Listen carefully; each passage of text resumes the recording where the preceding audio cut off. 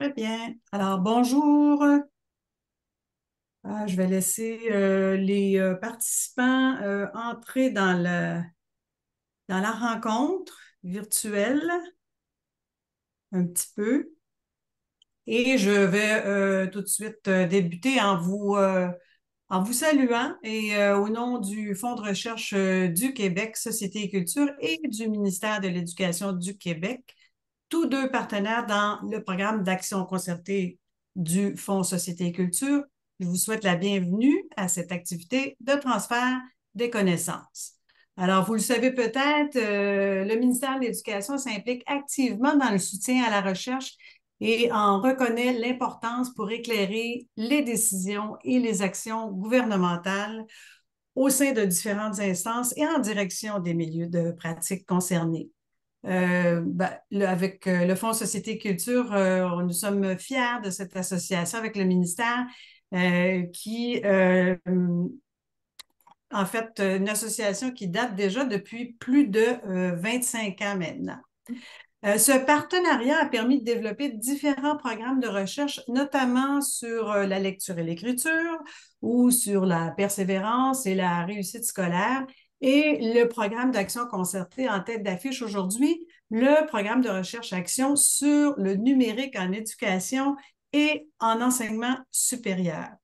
Alors, les deux présentations aujourd'hui répondent aux objectifs d'un appel de proposition lancé en 2019 qui vise à développer les connaissances sur les usages du numérique les plus susceptibles de favoriser la réussite éducative à tous les ordres d'enseignement, qui est de plus arrimé notamment aux orientations et enjeux du plan d'action numérique en éducation du gouvernement du Québec. Alors, vous êtes nombreux, nombreuses à avoir répondu à notre invitation. Vous êtes plus de 130 personnes à vous être inscrites d'horizons divers, ce qui nous apparaît une indication claire que les présentations d'aujourd'hui vous interpellent et répondent à un besoin bien concret. Je me présente, Geneviève Godbout. Je suis responsable de programme au FRQSC, Fonds Société et Culture, et c'est avec plaisir que j'animerai cette rencontre.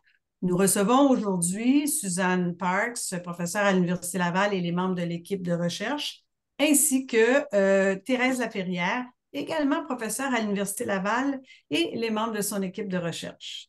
Je suis accompagnée de ma collègue Audrey Asselin, qui est au règne de la technologie, qui est technicienne au FRQSC et qui est responsable de l'organisation de cette séance, de son opérationnalisation pardon, sur la plateforme de visioconférence. J'en profite d'ailleurs pour la remercier.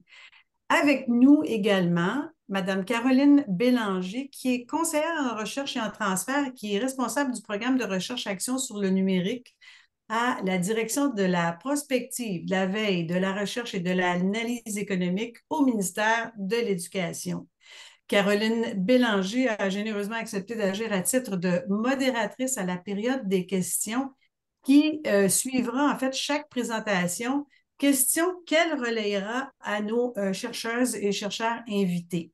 Vous n'aurez le moment venu qu'à soumettre vos commentaires ou questions dans la section de discussion que vous pouvez identifier dès maintenant au bas de votre écran. Alors, je vous informe par ailleurs que ces questions ne sont pas partagées à l'ensemble des participantes et participants, mais bien se dirigent bien uniquement vers les panélistes. Alors, quelques mots sur, peut-être pour les personnes qui seraient moins familières avec la mission du Fonds de recherche du Québec, Société et Culture. Je me permettrai de rappeler que celle-ci est notamment de promouvoir et d'appuyer financièrement le développement de la recherche dans les secteurs des sciences humaines et sociales, des arts et des lettres. Pour ce faire, le Fonds met en place des dispositifs rigoureux afin d'octroyer des bourses et des subventions de recherche aux meilleures étudiantes et étudiants, chercheuses et chercheurs universitaires du Québec. Dans le cadre du programme Action concertée du FRQSC, la particularité ici est que nous partons des besoins et préoccupations exprimés par les partenaires. Alors, ces partenaires qui sont pour beaucoup des ministères, en l'occurrence le ministère de l'Éducation ici, et aussi du secteur privé, en souscrivant à nos programmes, adhèrent à deux principes centraux pour le fonds.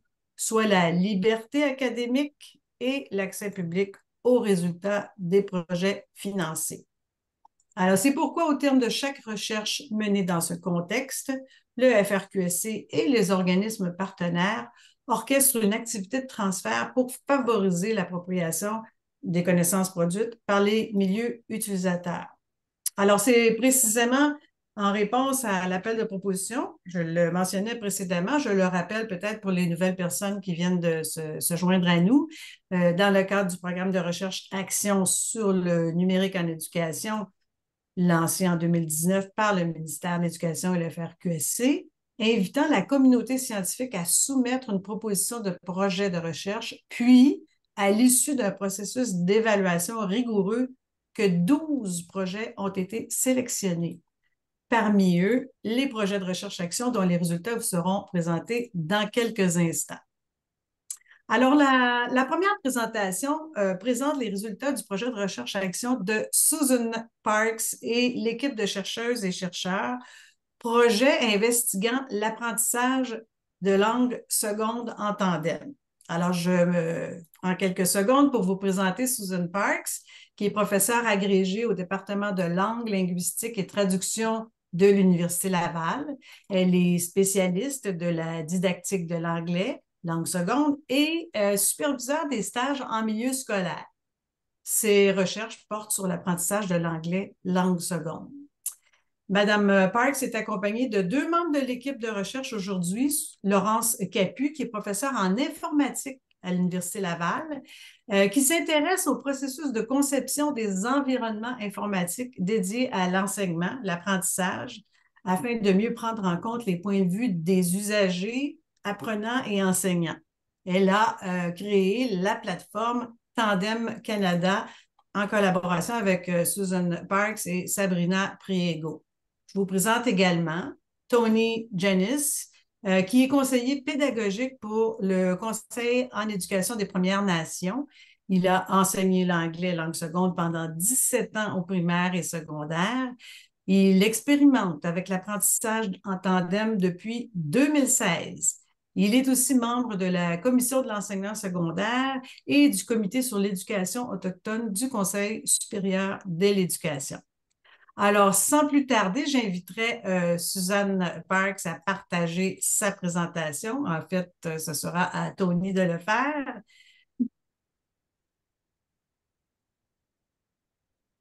Voilà. Et donc, je vous cède donc la parole, Madame Parks, pour que vous puissiez nous présenter le fruit de vos travaux.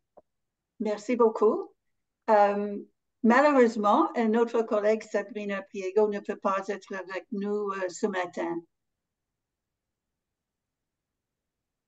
À l'écran, vous voyez le plan de notre présentation.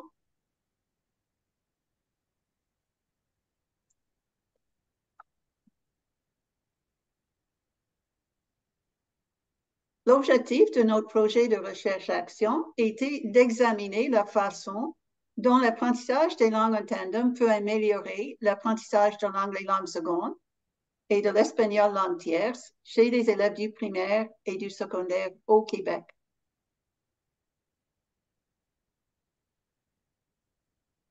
Quant à l'action concertée, nous avons retenu 3 dimensions en lien avec le cadre de référence de la compétence numérique. La dimension 5, collaborer à l'aide du numérique. La dimension 6, communiquer à l'aide du numérique. Et la dimension 8, mettre à profit le numérique en tant que vecteur d'inclusion et pour répondre à des besoins diversifiés.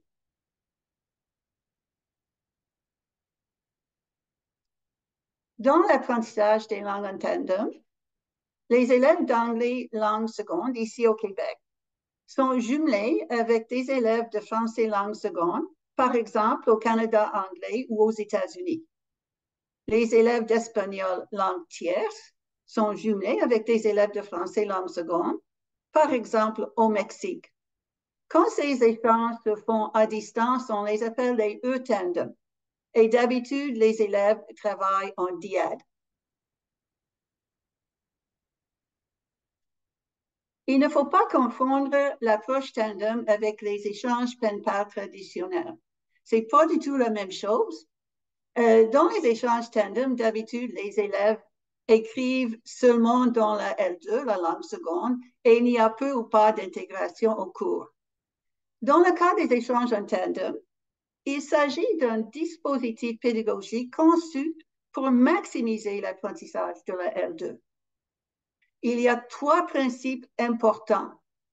D'abord, le principe du bilinguisme. Les élèves communiquent dans la L2, mais également dans la L1, la langue première ou la langue de scolarisation. Le deuxième principe, le principe de la réciprocité. Les élèves communiquent dans les deux langues de façon égale, 50% du temps dans une langue et 50% du temps dans l'autre langue. Ils sont également tenus de s'entraider, par exemple, en corrigeant quelques fautes faites par leur partenaire. Le troisième principe, c'est le principe de l'autonomie. En milieu scolaire, il est important de sensibiliser les élèves aux stratégies qu'ils peuvent utiliser pour tirer le maximum de profit du dispositif tandem en lien avec l'apprentissage de la langue seconde pour eux-mêmes, mais également pour leurs partenaires. Les échanges de tandem doivent être bien intégrés au cours. Les enseignants peuvent, par exemple, s'inspirer des thèmes de leur cours pour identifier des sujets de discussion ou des tâches. Comme pour toute activité pédagogique, il faut bien préparer les élèves pour l'échange. Les élèves font l'échange et après l'échange, il devrait y avoir des activités de réinvestissement et de réflexion. Dans le cadre de notre projet de recherche-action, nous avons invité les enseignants d'utiliser la plateforme Tandem Canada que nous avons créée. Cette plateforme vise à faciliter la gestion des échanges. Les enseignants peuvent y trouver des partenaires. Les élèves peuvent faire des échanges de type asynchrone ou de type synchrone. Tous les échanges sont enregistrés. Cela fait qu'après l'échange, les enseignants et les élèves peuvent avoir accès aux travaux effectués. La plateforme est sécuritaire pour utilisation en milieu scolaire.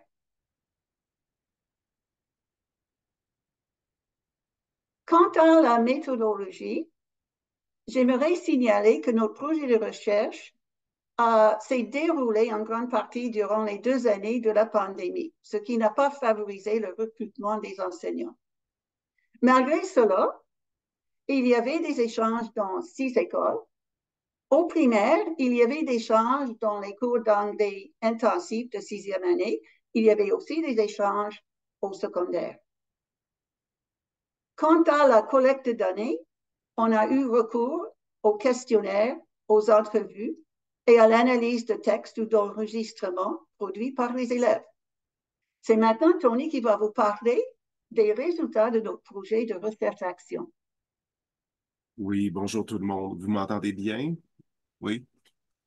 Excellent. Donc, comme premier résultat ou comme première observation que nous avons fait, c'est une augmentation du niveau de motivation, une manifestation de motivation augmentée chez les participants, chez les élèves. Selon eux, c'était quelque chose qui était le fun de faire. Ils appréciaient l'opportunité de se faire des amis, ils appréciaient l'opportunité d'améliorer leur anglais ou leur espagnol. De ma perspective à moi, en tant qu'enseignant d'anglais langue seconde, là où je trouvais ça particulièrement surprenant, c'était de voir vraiment la motivation que mes élèves avaient à écrire. Les échanges que j'ai faits, moi, étaient principalement des échanges asynchrones.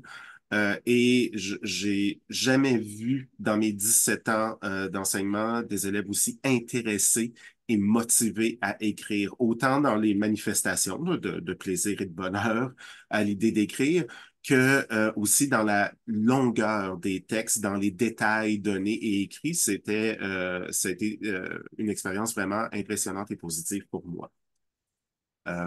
Une deuxième retombée positive que nous avons remarquée, c'est au niveau de l'apprentissage de la langue, évidemment. Faut comprendre que dans le programme de formation de l'École québécoise, ce que nous visons le plus possible, c'est des situations de communication authentiques ou le plus authentique possible.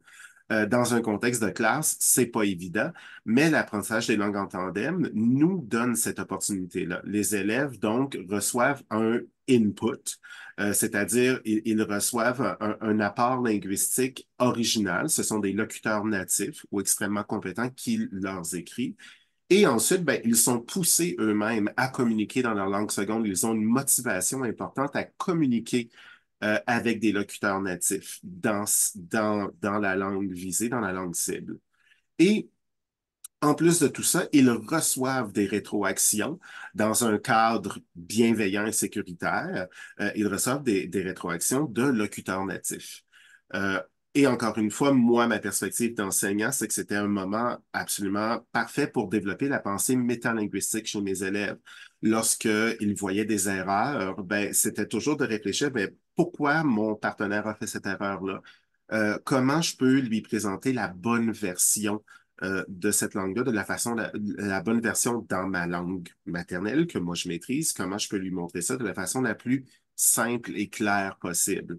Donc, c'était très intéressant là-dessus. On a un exemple aussi dans notre recherche d'une enseignante de sixième année en anglais intensif qui a établi vraiment une collaboration avec l'enseignante de français langue d'enseignement. Et donc, les élèves corrigeaient les textes ou les différentes publications en français de leurs partenaires dans la classe de français. Donc, encore là, une possibilité vraiment d'intégrer et de renforcer les pratiques de correction et dans la classe de français langue maternelle en plus. Donc, c'était vraiment intéressant pour ça. On sort du cadre strictement en fait, on sort des deux solitudes du domaine des langues. Un autre tombé positif, c'est l'apprentissage culturel. Pardon pour le culturel LE, c'est une petite erreur de notre part. Ce que on a remarqué, c'est nos étudiants semblaient particulièrement intéressés et appréciaient beaucoup d'en apprendre sur la culture de leurs partenaires au niveau des fêtes, les sujets comme la nourriture, la musique, même les animaux autour d'eux. Et encore là, on a un exemple d'une classe de sixième année dans nos participants qui ont même fait des vidéos pour montrer leur école, qui ont fait un échange de cadeaux avec l'école partenaire. Donc, encore là, vraiment quelque chose de très intéressant pour nos étudiants, une retombée positive intéressante. Euh, Autre retombée positive, l'image positive que les participants développent en tant que locuteurs bilingues. En fait, je vais commencer par lire l'extrait que vous avez à l'écran d'un élève de sixième année avec la chercheure et ensuite on commentera. Donc, l'élève. On se donnait des corrections, on s'aidait. Moi, je l'aidais en français comme elle m'aidait en anglais. Je trouvais ça super intéressant de faire ça avec elle. Donc, ça t'a permis d'apprendre l'anglais un peu, beaucoup, assez, quand même beaucoup. Je trouvais ça bien de pouvoir lire qu'est-ce que les autres qu'ils faisaient, de pouvoir leur donner des corrections, pouvoir les aider. Je trouvais ça cool de pouvoir faire ça. Comment tu te sens quand tu aides une autre personne à apprendre le français? Ben, je suis contente d'aider quelqu'un d'autre à apprendre le français parce que je trouve que c'est quand même une belle langue aussi.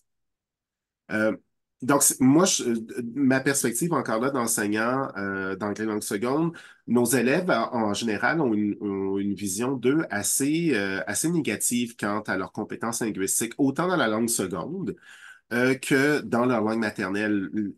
Très peu d'élèves me disaient, ah oui, moi j'ai un bon français, je vais être capable de corriger mon partenaire, je vais être capable de l'aider. Au départ, les élèves disaient, ah mais moi je suis pas bon en français, j'ai pas des bonnes notes, je serai pas capable d'aider mes élèves. Et lorsqu'on recadre la situation, qu'on leur fait vivre des expériences positives, soudainement, nos élèves développent vraiment une vision d'eux beaucoup plus positive, une volonté de prendre des risques aussi. Et ils deviennent à même de comprendre l'utilité de recevoir de la rétroaction, de recevoir de la correction, de ne pas voir ça comme se faire donner une liste de fautes, mais plutôt de voir ça comme une perspective d'apprentissage, n'est-ce pas? Donc, c'est ici pour l'image positive de soi en tant que locuteur bilingue. Une autre retombée, le développement de la compétence numérique. Donc, ce que nous avons remarqué au niveau de la compétence numérique, c'est que selon l'outil qui est utilisé, ben, les différentes dimensions sont développées. Euh, Excusez-moi, j'entends vraiment un son très fort présentement. Est-ce que quelqu'un d'autre l'entend de la caméra qui est... Excusez, mon déficit d'attention qui vient de s'activer. Au niveau de la développement de la compétence numérique, on a différents outils qui ont été utilisés par les participants, par les écoles, par les enseignants, que ce soit Padlet, Flipgrid, le bon vieux courriel. Ce qu'on remarque par contre, c'est que la plateforme Tandem Canada semble être vraiment la façon d'utiliser ou ça semble être la plateforme la plus efficace et la plus polyvalente du fait qu'on peut faire des échanges synchrones et asynchrones, écrits ou audio-vidéo. C'est de loin celle qui va nous permettre vraiment d'aller chercher toutes les différentes dimensions de la compétence numérique qu'on a mentionnées au début de notre présentation. Ensuite, la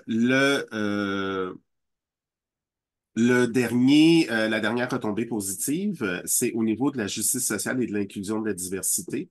Ce qu'on a remarqué, premièrement, nous, on n'a remarqué aucune différence selon le sexe des participants. Garçons ou filles, ça semble être pas, ils semblent pas avoir de distinction marquée. Là où on a vu quelque chose de très intéressant, c'est que, en fait, dans une classe typique, lors d'une tâche d'écriture typique dans une classe, les élèves avec un plan d'intervention sont immédiatement marqués comme étant différents des autres parce qu'ils écrivent à l'ordinateur. Ils se distinguent immédiatement, c'est vu tout de suite comme ça. Alors que là, tout le monde écrit à l'ordinateur. Donc, soudainement, nos élèves avec des difficultés ne deviennent plus l'exception, ne deviennent plus quelque chose de différent. Tout le monde écrit de la même façon qu'eux. Tout le monde produit un texte de la même façon. Ce qui pour moi, et même j'ai un élève qui me l'avait mentionné, moi, dans ma classe, qui disait, Ah, c'est le fun, tout le monde écrit comme moi maintenant. Ce que je trouvais vraiment intéressant. Aussi, c'est une retombée qu'on a remarquée, mais aussi, moi, je l'ai remarqué dans la pratique, c'est que ça permet à tous les élèves, même ceux qui à la maison ont peu ou pas d'appareils électroniques, même à nos élèves qui peut-être connaissent pas beaucoup l'informatique, sont très bons pour jouer à des jeux, mais au-delà de ça, hein, c'est pas nécessairement clair qu'ils savent s'en servir pour apprendre la technologie. Donc, cette tâche-là, cette approche-là permet vraiment à nos élèves de développer leurs compétences numériques. Ça permet de réduire, nous croyons, la fracture numérique. Il y a des défis, évidemment. Euh, une des problématiques qu'on peut avoir là-dedans, c'est en lien avec le programme de formation d'école québécoise. Le PFEQ vraiment suggère ou encourage fortement ou met de l'avant que la langue maternelle, la L1, la langue d'enseignement, doit être évitée le plus possible. On veut vraiment maximiser la langue seconde. Mais l'approche en tandem nécessite que nos élèves utilisent une partie du temps de classe d'anglais langue seconde pour parler en français ou écrire en français. Donc, comment réconcilier ça? En fait, c'est que dans le cas de l'apprentissage des langues en tandem, l'usage de la langue maternelle ou de la langue d'enseignement, c'est un usage qui est réfléchi et encadré. C'est pas une façon d'éviter la tâche. C'est pas une béquille pour l'élève. C'est vraiment plutôt dans un souci de réciprocité et de soutien aux partenaires. Donc, dans ce cas-là, pour moi, en tant qu'enseignant, j'avais vraiment aucune problématique d'avoir du temps dédié au français dans ma classe d'anglais langue seconde. Mais reste que c'est quelque chose que j'ai dû justifier à ma direction d'école. Et c'est la même chose pour les autres participants aussi. Il y a des difficultés de type matériel aussi. Certaines écoles n'ont pas nécessairement beaucoup d'équipement ou les classes sont pas assez grandes ou manquent de prise de courant, d'accès à l'électricité, d'accès au Wi-Fi. C'est toutes des problématiques qui existent dans les écoles. On a remarqué que la plateforme Tandem Canada est souvent bloquée par les mesures de sécurité informatique des serveurs des centres de services scolaires. Donc, il faut prévoir ça. Et aussi, ce qu'on a remarqué, nos élèves n'ont pas nécessairement des grandes compétences pour utiliser la technologie. Vraiment, l'idée que nos élèves sont nés avec ça et sont vraiment naturellement bons, c'est complètement un mythe, ça. Pour utiliser la technologie pour apprendre, pour vraiment faire des tâches plus poussées, plus sérieuses, c'est pas quelque chose qu'ils maîtrisent. Et évidemment, on avait des élèves qui avaient une certaine anxiété à l'idée, par exemple, de faire de la vidéoconférence, de faire de l'audio, ou même de corriger leurs partenaires parce qu'ils ne voulaient pas les blesser. Donc, c'est toutes des choses qu'il faut préparer à l'avance. Le plus gros défi, par contre, c'est de trouver un enseignant partenaire. La plateforme Tandem Canada permet de trouver des gens, mais c'est quand même un gros défi de s'assurer que les gens comprennent c'est quoi l'approche des langues en tandem, ont du temps dévoué à ça dans la classe, avec un leadership aussi à l'école, la direction qui comprennent c'est quoi. Les enseignants aussi doivent développer leurs compétences technologiques pour pouvoir, techno même pédagogiques, pour pouvoir vraiment pleinement exploiter le potentiel des approches en tandem. Je vais être sûr de ne pas trop dépasser. Je pense que je suis bien dans mon temps. Sur ce, ça fait le tour des défis, en fait. Et je vais laisser la parole à Laurence Capu pour le reste. Bonjour tout le monde, j'espère que mon son est correct, parce que je n'entends pas de bruit particulier de mon côté. Alors, je vais vous résumer les pistes d'action que nous avons identifiées comme transformation des pratiques. Dans un premier temps, en s'adressant aux responsables des programmes de langue de l'anglais langue seconde et de l'espagnol langue tierce et des conseillers pédagogiques.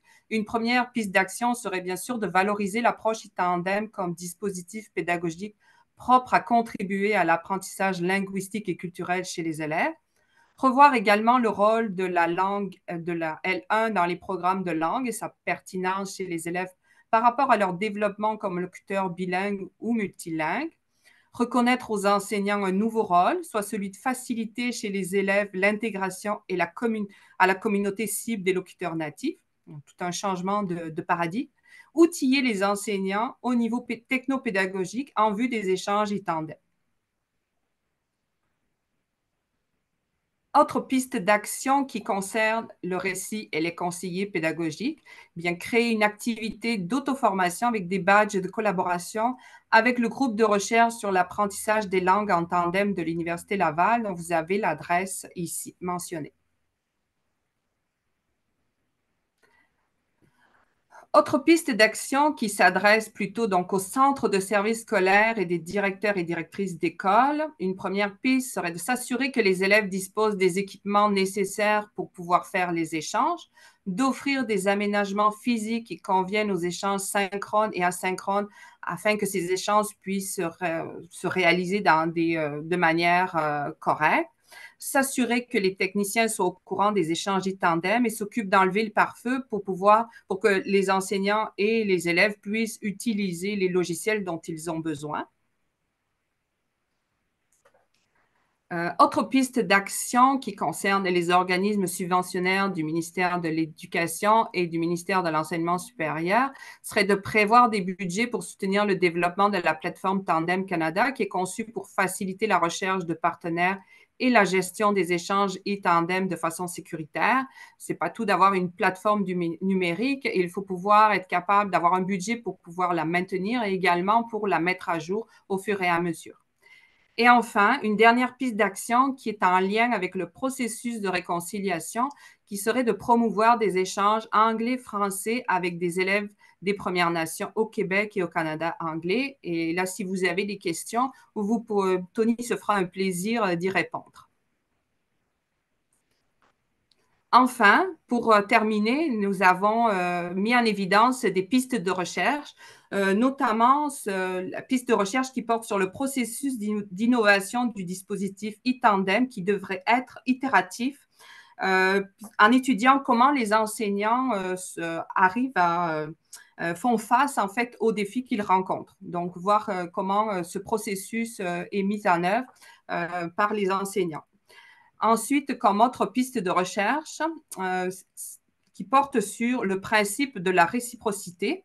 Alors, ça serait intéressant d'étudier comment la nature de la rétroaction entre pairs permet l'acquisition et le réinvestissement de la langue à apprendre. En particulier, on pourrait explorer comment les enseignants utilisent le potentiel de la plateforme Tandem Canada lors des échanges de vidéoconférences. En fait, comment ils utilisent ce potentiel comme support à leur enseignement. Avant de terminer, je voudrais remercier au nom de mes collègues, remercier tous les intervenants qui ont participé à ce projet de recherche-action et remercier aussi les programmes qui nous ont permis de financer tout le projet. Donc, nous vous remercions de votre attention durant cette présentation. Si vous avez des questions, nous vous ferons un plaisir d'y répondre.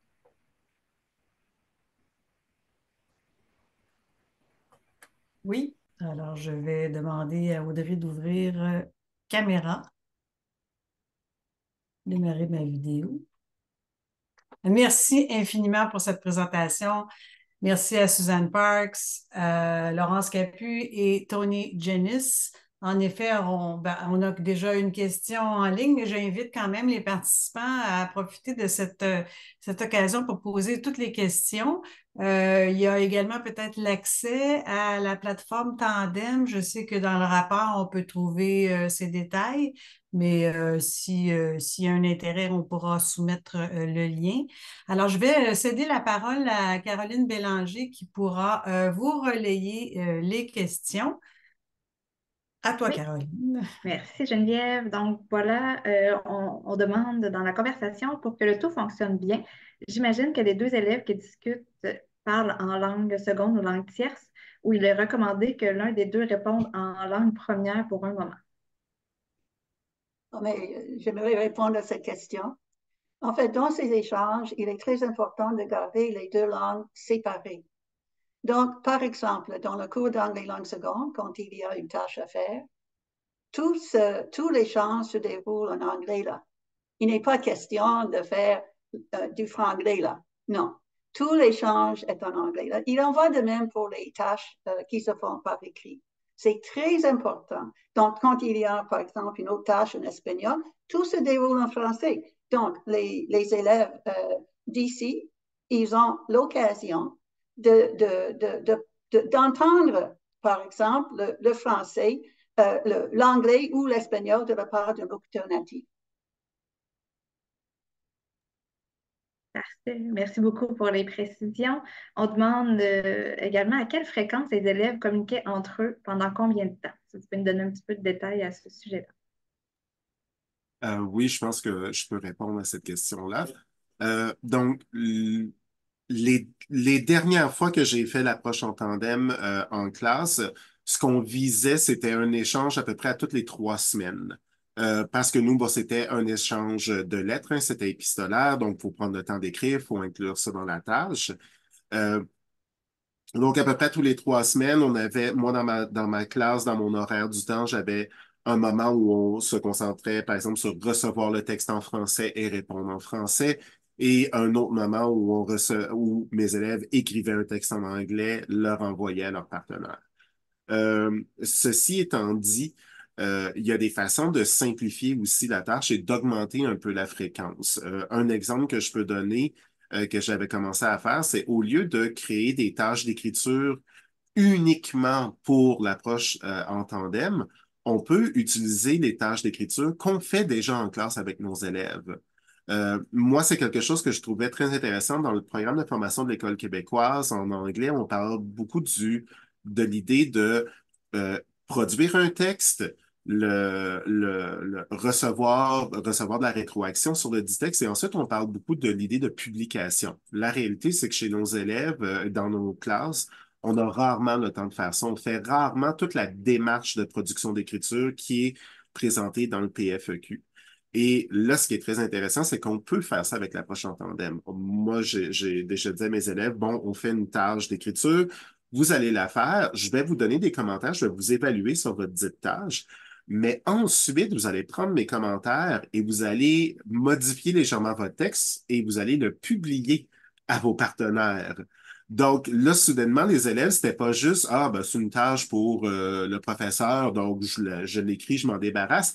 Il la donnait à des pairs, à des gens de leur âge. Et soudainement, il y avait beaucoup plus d'intérêt à produire un document de qualité. Euh, et moi, ben, ça n'influençait pas, c'était pas une lourdeur supplémentaire dans ma planification. C'est ça. Merci beaucoup. On demande aussi, là, il me semble que votre projet, c'est vraiment pour les élèves du secondaire, hein. On demande si vous avez pensé intégrer ou c'est offert aussi aux primaires. Ou je me Oh, trompe, c'est déjà primaire, secondaire, là, je ne me souviens pas de la précision. oui, Vous voulez- on vise le primaire et le secondaire, mais au primaire, disons, selon nos expériences, on peut commencer un tel projet avec des élèves, disons des élèves qui sont inscrits au cours d'anglais intensif de sixième année. Peut-être, nous, on n'a pas fait, peut-être on pourrait y aller dans les cours intensifs de cinquième année.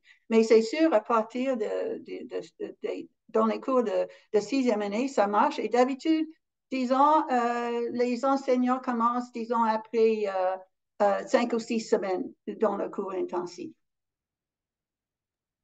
Parfait. J'en profite aussi pour sauter à une autre question. Je reviendrai aux autres questions. Inquiétez-vous pas là, pour ceux qui les ont écrits, mais on demande aussi pour le post-secondaire. Là, je pense que ce n'est pas prévu dans le projet, mais je ne sais pas si vous pouvez nous dire si la plateforme, selon vous, pourrait être utilisée là, pour les étudiants, même au post-secondaire. Puis on demande aussi si ce serait possible d'avoir le lien pour la plateforme et Tandem Canada. Disons, c'est déjà utilisé par les étudiants du post-secondaire à l'université aussi. C'est ouvert à tout le monde. Et c'est à titre gratuit aussi, hein. C'était quoi la deuxième partie de votre question? On aimerait avoir il y a des participants qui demandent le lien là, vers la plateforme, là. Donc, c'est possible de l'envoyer peut-être à Audrey, puis nous, Audrey pourra la déposer si Oui, possible dans la discussion. Oui. oui, d'accord. Excusez-moi, est-ce que le lien, c'est tandemulaval.ca? Oui, c'est Parfait. ça, oui. Fait que je l'ai déjà envoyé à Audrey. Merci. Parfait, donc ça sera mis par Audrey dans la discussion. Une autre question, on vous indique très intéressante présentation par ailleurs. Est-ce que vous avez des données sur les élèves en difficulté d'apprentissage? Par exemple, pour les élèves dyslexiques, on dit que les langues étrangères sont assez compliquées. Est-ce que votre approche a facilité leur apprentissage ou cela a été plus compliqué pour eux? Tony? Euh, oui, il n'y a pas nécessairement eu, et corrige-moi Suzanne, mais on n'a pas fait de collecte de données spécifiques sur les élèves avec des difficultés. Par contre, moi, ce que j'ai remarqué au niveau de l'apprentissage des langues en général, la didactique des langues, c'est extrêmement rare que j'ai vu chez des élèves avec des difficultés langagières comme la dyslexie une incapacité ou une très grande difficulté à apprendre la langue. Je pense que d'abord et avant tout, en tant qu'enseignant, il faut avoir une approche, moi, ce que j'appelle, ben, ce que peut-être vous connaissez dans la recherche, là, le Universal Design for Learning, une approche, une conception universelle de l'apprentissage. Donc, lorsqu'on on présente la tâche de façon claire, lorsqu'on donne un soutien linguistique et organisationnel aux jeunes, lorsque l'étudiant qui a des difficultés langagières comme la dyslexie et tout ça, ben, il y a un plan d'intervention qu'on applique de façon rigoureuse. L'approche en tandem, vraiment, ça n'implique aucune difficulté supplémentaire pour lui. Même au contraire, comme je disais, c'est que souvent nos élèves dyslexiques écrivent à l'ordinateur et souvent ça les marque, ça les identifie comme étant des élèves en difficulté, alors que là, tout le monde écrit à l'ordinateur. Et donc, soudainement, ils font partie du nombre. Ce que moi, je trouve beaucoup plus intéressant. J'aimerais juste ajouter que dans un des cours, dans un des cours d'anglais intensif en sixième année, il y avait une élève malvoyante et je l'ai même interviewée. Et elle a participé à l'échange et elle a beaucoup apprécié. Mais c'est quelque chose qu'on doit explorer plus en profondeur. Parfait, merci. Donc, je fais le lien dans le fond avec le numérique comme vecteur d'inclusion, là. C'est ce que je comprends dans le fond de ce que ça a pu apporter là, quand on parle de la compétence numérique, par exemple. Parfait. J'ai une autre question de Mme Laferrière qui va présenter dans quelques instants. Que pensez-vous de la possibilité, vu la nature authentique de la tâche, que de telles situations servent à faire l'évaluation des apprentissages? Peut-être l'avez-vous fait. Comme Absolument. Oui, oui, absolument. Tu sais, on se cachera pas que, tu sais, puis c'est quelque chose que j'expliquais beaucoup à mes collègues et maintenant aux enseignants à qui je donne des formations, que l'approche en tandem, c'est apprendre une nouvelle façon d'enseigner. Donc, tu sais, changer nos pratiques, c'est toujours exigeant. Donc, on ne fait pas quelque chose comme ça sans vraiment y voir une réelle utilité, une fonctionnalité. Donc, l'évaluation, moi, ça venait en fait simplifier l'évaluation dans bien des cas. Je l'intégrais de deux façons. Moi, il ne faut pas oublier que mon expérience, c'est vraiment dans des tâches d'écriture en approche en tandem, pas des tâches synchrones. Mais dans les tâches d'écriture, ce que je voyais, comme je disais, la première fonction, c'était les élèves écrivaient quelque chose qui servait déjà d'évaluation en amont. Je prenais le texte, je l'évaluais et le redonnais avec les évaluations et ensuite ils le publiaient pour leur partenaire sur la plateforme Tandem. Donc, on avait vraiment une volonté en fait, la majorité de mes élèves prenait la peine, pour une fois, de lire mes commentaires et ma rétroaction et l'intégrait dans leur texte. La deuxième façon que j'intégrais, c'est qu'on écrivait quand même quelques textes authentiques et uniques pour l'échange en tandem.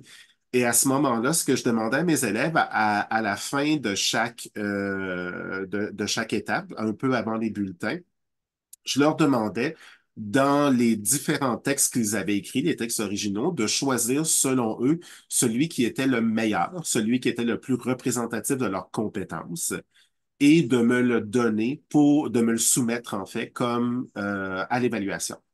Et ce qui était vraiment intéressant, c'est que mes élèves, à ce moment-là, j'en avais quelques-uns qui me disaient, mais comment je fais pour savoir lequel qui est le meilleur? Et je disais, ben, regarde les commentaires de ton partenaire. Qu'est-ce qu'il t'a donné comme rétroaction? Qu'est-ce qu'il t'a dit par rapport à ça? Est-ce qu'il t'a posé beaucoup de questions parce qu'il ne comprenait pas certaines de tes phrases ou certains de tes paragraphes? Donc, c'était vraiment avec ça. Et je me retrouvais vraiment avec des élèves qui prenaient le temps de réfléchir sur leur tâche et qui me donnaient quelque chose qui était à mon humble avis, beaucoup plus signifiant en termes de tâches à évaluer. j'aimerais juste ajouter aussi que ça peut servir aussi pour l'évaluation de l'oral, et ceci à deux niveaux, puisque les élèves peuvent faire des capsules asynchrones, des capsules audio, des capsules vidéo. Et je sais que quand ils font ce genre d'activité-là, ils veulent pratiquer beaucoup, là. Et bien sûr, là, la tâche la plus exigeante, c'est quand ils font des vidéoconférences. Merci beaucoup pour les précisions. J'ai une autre question. Est-ce qu'il y a beaucoup d'écoles partenaires déjà sur la plateforme? Parce qu'on a vu tantôt que ça peut être un défi, notamment, de trouver des partenaires. Et on indique, je pense ici aux enfants qui évoluent en contexte d'enseignement à la maison, par exemple. Ben, je peux dire que le problème, et c'est un gros problème, c'est que cette approche est peu connue. Donc, le défi pour nous autres, c'est ça, on doit, les enseignants ici au Québec ne sont pas bien au courant de cette approche. Mais c'est la même chose à l'extérieur du Québec. Chez les enseignants de français langue seconde, chez les enseignants les enseignants de français langue seconde au Canada anglais, par exemple. Donc, il faut répandre le bruit et ça prend du temps. Donc, c'est ça un gros défi. Si je peux ajouter, c'est difficile d'identifier le nombre d'écoles qui sont sur la plateforme, mais on avait, aux dernières nouvelles, on avait 250 à peu près enseignants inscrits, mais pas juste au Québec, bien sûr, dans le reste du Canada, aux États-Unis, au Mexique, en Colombie. Tous ne font pas des échanges, mais on voit quand même qu'il y a un certain intérêt de beaucoup d'enseignants déjà. Oui, j'aimerais ajouter, puisque je pense qu'il y avait une question par rapport aux élèves à la maison. Bon, Oui, tout à fait. disons, c'est peut-être possible, mais ce qu'il faudrait éviter, c'est juste de dire aux enfants, allez-y, je vous donne un lien pour un partenaire, puisque ça ne fonctionne pas. Il faut que les élèves soient guidés. Il y en a aussi qui sont anxieux, là. Donc, il faut vraiment guider les élèves, les encourager, là.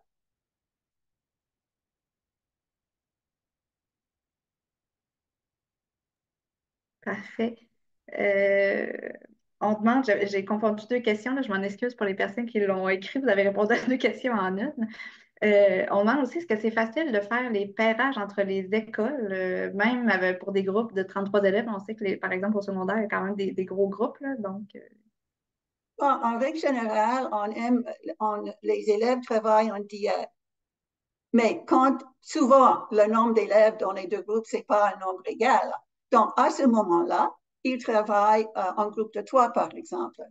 Donc, il y a toujours moyen d'intégrer tous les élèves des groupes. Si je peux me permettre de rajouter à la réponse, mon expérience en classe, on a toujours ces élèves particulièrement motivés et intéressés qui veulent en faire plus que les autres. Donc, en général, c'était moi qui avais les plus gros groupes comparé à mes écoles partenaires. Donc, ce que je demandais à mes élèves, ben, est-ce que j'en ai qui sont plus motivés et qui voudraient écrire à deux partenaires, répondre à deux partenaires plutôt qu'un? Et on finit toujours par trouver deux, trois élèves très intéressés qui participent comme ça. Donc, ça a rarement été un problème. C'est sûr que j'éviterais, par exemple, si on a une classe de 15 élèves et les autres ont une classe de 33, euh, c'est pas la meilleure chose. Peut-être trouver deux classes de 15 à ce moment-là. Mais quelques élèves qui ont deux partenaires, donc avoir un trio plutôt qu'une dyade, c'est pas problématique. J'aimerais ajouter, on peut aussi faire les jumelages des élèves selon leurs intérêts. Là. On peut leur donner un petit questionnaire et on peut tenter de faire quelque chose de plus précis. Merci. Comme je ne vois plus de questions, par contre, on indique que le lien soumis, il y a peut-être une personne qui a des difficultés, là. Il faudrait le tester. Euh, je l'essayerai peut-être par la suite, là. Je me permettrais, Geneviève, on a encore un petit peu de temps, hein. Je pourrais Oui, oui. Je vois plus de questions, je m'en permettrai une de mon côté. Vous avez parlé dans les pistes d'action là, par rapport aussi aux efforts de réconciliation avec les élèves des Premières Nations, de faire vraiment des échanges anglais-français avec ces élèves-là. Donc, j'en comprends que c'est une piste d'action, mais ça n'a pas été expérimenté nécessairement dans votre projet, là. Donc, non, ça peut est-ce que vous avez des conseils un peu pour mettre ça en place si on veut aller vers ça, par exemple? C'est Tony. Oui. Oui, en fait, ben, je pense que c'est quelque chose qu'on a peut-être un petit peu tendance à oublier que c'est plus de la moitié des communautés autochtones du Québec qui fonctionnent dans un contexte anglophone comme langue d'enseignement. Pas nécessairement langue maternelle, mais langue d'enseignement. Je pense particulièrement à la commission scolaire du Nunavik, puis la commission scolaire CRI. Mais aussi les écoles qu'on dit non conventionnées, les écoles pour lesquelles je travaille, c'est-à-dire des écoles qui relèvent directement du fédéral, qui sont dans les réserves, dans les communautés autochtones. Euh, Malheureusement, il n'y a pas de façon comme magique ou facile de rejoindre ces communautés-là. On ne se cachera pas aussi que avec le contexte de pénurie d'enseignement, particulièrement la pénurie d'enseignants d'anglais langue seconde, ça a toujours été difficile comme recrutement. Dans les communautés, il y a pas toujours d'enseignants formés. Donc, les former à cette approche-là, c'est pas évident. Ceci étant dit, s'il y a des gens qui sont intéressés, ben, ils peuvent passer par les conseillers pédagogiques des centres de services scolaires du Nunavik et du centre de services scolaires CRI.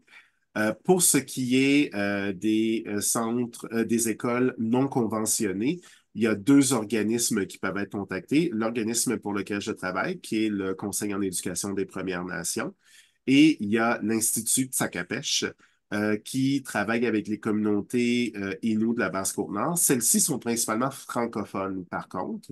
Mais si quelqu'un est dans un centre de service scolaire anglophone et veut faire pratiquer avec le français, ça serait une possibilité. Donc, moi, de mon côté, j'ai certains contacts avec les communautés Ganengahaka, les communautés Mohawk, les Algonquiens aussi, largement anglophones, et Mi'kmaq. Je serais très heureux de servir de point de contact. Je ne garantis pas la réussite de ces échanges-là, mais je serais très heureux de servir de contact. Merci beaucoup pour les précisions. Je suis certaine qu'il y aura des personnes qui ont été à l'écoute de votre réponse avec attention. Je vais mettre ça en place. Est-ce que je peux me permettre une autre question, Geneviève? On Ben a oui, encore du temps? mais aussi, j'inviterais peut-être, allez-y si les gens, les personnes ont une dernière question à soumettre, ne vous Oui, ne vous gênez gênez pas, pas. là, c'est ça. Je m'en permets parce que je n'en vois plus dans le fil de discussion, là, évidemment. Mais si vous avez priorité, là, si vous voulez écrire dans le fil de discussion, évidemment, pour les participants, ne vous gênez pas, ça va me faire plaisir de relayer votre question. Sinon, moi, dans votre présentation, j'ai vraiment trouvé ça intéressant quand vous avez dit, par exemple, vraiment, je ne me souviens plus comment on l'avait nommé, mais la fierté, l'estime de soi, je pense, qui était ressortie comme locuteur, comme en tant que bilingue. Comment ça s'est manifesté, ça? Outre le plaisir, on a vu des extraits tantôt des élèves, là, comme quoi ils étaient fiers, par exemple, de parler français avec des élèves de provenance d'autres pays et tout ça. Mais comment ça s'est manifesté un peu plus concrètement, un peu ce développement de l'estime de soi en tant que locuteur là, bilingue? Mais au départ du projet, on se demandait si les élèves seraient disposés à communiquer en français dans leur cours d'anglais. Et en effet, là, de façon générale, ça ne dérange pas les élèves. Ils sont très contents d'aider leurs partenaires qui apprennent le français. Euh, Ils ont très bien compris le principe, un des principes de l'apprentissage des langues en tandem. Moi, je pense que c'est formidable qu'il y a une activité qui vise l'apprentissage de l'anglais qui peut également être utile pour le français et pour développer la fierté dans la langue française. Je peux me permettre de rajouter aussi Allez-y. un petit élément là-dessus. Moi, ce que je trouvais intéressant, c'est toujours d'avoir la discussion avec mes élèves sur leur conception du bilinguisme. Pour nos élèves, l'idée d'être bilingue, c'est d'être parfait dans leur langue seconde. Et les amener à travailler à réaliser, non, vous êtes rendu à une étape où vous pouvez communiquer avec quelqu'un dans une langue seconde où vous êtes bilingue. Le bilingue est un concept pas si clair que ça en réalité et ça les aidait vraiment à prendre confiance en eux. L'autre aspect, puis c'est ça, je l'ai mentionné tout à l'heure, mais ça vaut la peine de le répéter, nos élèves québécois, en général, se considèrent comme des très mauvais, comme pas très compétents en français. Et donc, quand on leur dit, vous allez corriger vos partenaires en français, la majorité ont une réaction très émotive et très négative à cette idée-là. Je peux pas, j'échoue mes dictées, je fais ci, je fais ça, je sais pas. Et de leur dire, non, non, c'est pas ça. Vous ne serez pas un correcteur comme en classe de français, c'est une autre façon. Vous êtes correcteur dans une perspective d'apprentissage. Et soudainement, et c'est là que je trouvais ça absolument magique, c'est de voir mes élèves qui en général, ont vraiment des résultats, euh, on va dire, pas très exceptionnels dans leur classe de français, langue d'enseignement, qui deviennent aptes à corriger quelqu'un d'autre en français. Et là, soudainement, il y a comme une espèce de fierté qui se développe chez eux. Il y a une assurance aussi avec le temps. Les premières fois, ils sont très nerveux à l'idée de corriger. Vers la fin, en fait, moi, l'approche en tandem, dans les derniers temps, quand on arrive en milieu d'année ou plus tard, c'est la tâche que je donnais à mes suppléants. Parce que je savais que c'était une tâche que mes élèves allaient être très motivés à faire, qu'ils allaient bien faire, pour qui c'était important et qu'il n'allait pas avoir de perte de temps parce qu'ils prenaient ça au sérieux. Donc, c'est vraiment pour moi quelque chose que j'ai trouvé extrêmement agréable. Quel beau témoignage, c'est vraiment inspirant, effectivement. J'ai une question qui est rentrée. Existe-t-il des jumages interordres? Je ne pense pas que ça a été le cas dans votre projet, mais est-ce que ça serait envisageable, par exemple, entre des élèves avancés en français langue seconde au cégep et des écoles secondaires là, autochtones? On demande ça précisément dans Ah oui, tout la à discussion. fait, là. Puisque à un moment donné, les étudiants peuvent aussi envisager des projets. Non pas juste des échanges où ils discutent d'un petit sujet, mais il peut y avoir aussi des projets. Et ils peuvent aussi partager des projets qu'ils font dans leur cours. Ça, c'est une autre chose, hein. je rajouterais aussi que plus les élèves sont âgés, moins la différence d'âge est importante. Euh, le seul bémol que je mettrais à un interordre secondaire cégep, c'est si on a des élèves de moins de 18 ans avec des élèves de plus de 18 ans. Euh, Tu sais, peut-être avoir une discussion. L'enseignant du secondaire devrait nécessairement valider avec sa direction et informer les parents, etc. Parce que nécessairement, je vois peut-être une petite problématique éthique à ce niveau-là qu'il faut prévenir. Mais outre ça, moi, si les compétences linguistiques sont compatibles, aucun problème. Parfait, merci. Donc, j'ai une dernière question maintenant pour vous. Avez-vous vu des effets dans la dynamique de groupe ou les relations interpersonnelles en général?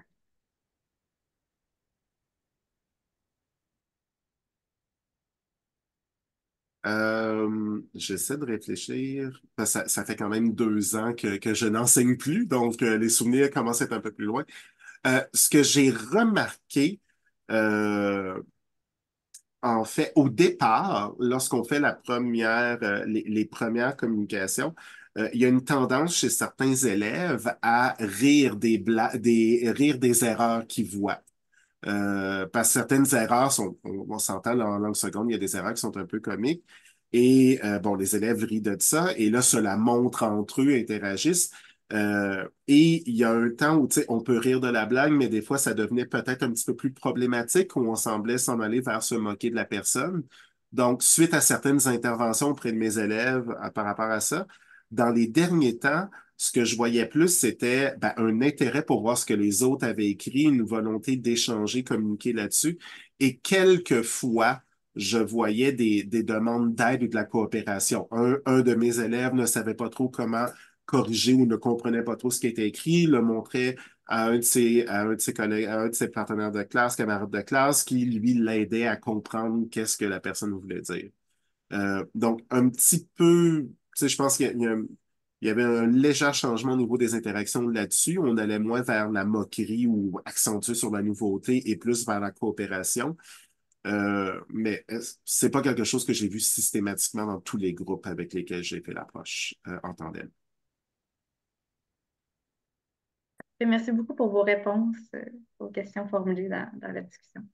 Je recède la parole à Geneviève. Merci infiniment. Merci de votre participation, les personnes qui sont en ligne et des échanges qui sont toujours fort intéressants. Merci pour votre présentation. Alors, nous allons dès maintenant nous tourner, aller vers une seconde présentation, toujours dans le même contexte des apprentissages, notamment par le numérique, mais ici dans un contexte d'évaluation de ces apprentissages. Et donc, je vous présente Thérèse Laferrière, qui est professeure titulaire à la Faculté des sciences de l'éducation de l'Université Laval. Et je lisais étudiante du numérique en éducation depuis 1995. Madame Laferrière a réalisé plusieurs recherches collaboratives dans ce domaine. Elle est accompagnée aujourd'hui par plusieurs des chercheurs et chercheuses du projet, le projet L'écran. Mélanie Tremblay et Anne-Michel Delobe de l'Université du Québec à Rimouski, Jean Gabin Néboussé de l'Université de Sherbrooke et Christelle Robert Mazaillé de l'Université du Québec en Outaouais. Ainsi, elle est accompagnée aussi également, pardon, de 2 personnes de l'école en réseau, le principal partenaire de ce projet, soit France Boisjoli, qui a agi en tant que co-chercheuse, et Marie-Claude Nicole, qui est directrice de l'école en réseau. Alors, bienvenue à vous toutes et tous. Et la parole est à vous. En fait, je vais vous inviter à afficher votre présentation. Merci beaucoup. Alors, bonjour tout le monde. Peut-être vous mettre en mode, excusez-moi, en mode présentation, puisqu'on voit votre écran. Vous voyez mon écran? Oui, on voit la barre dans le bas. Quelle barre? Je suis en mode présentation.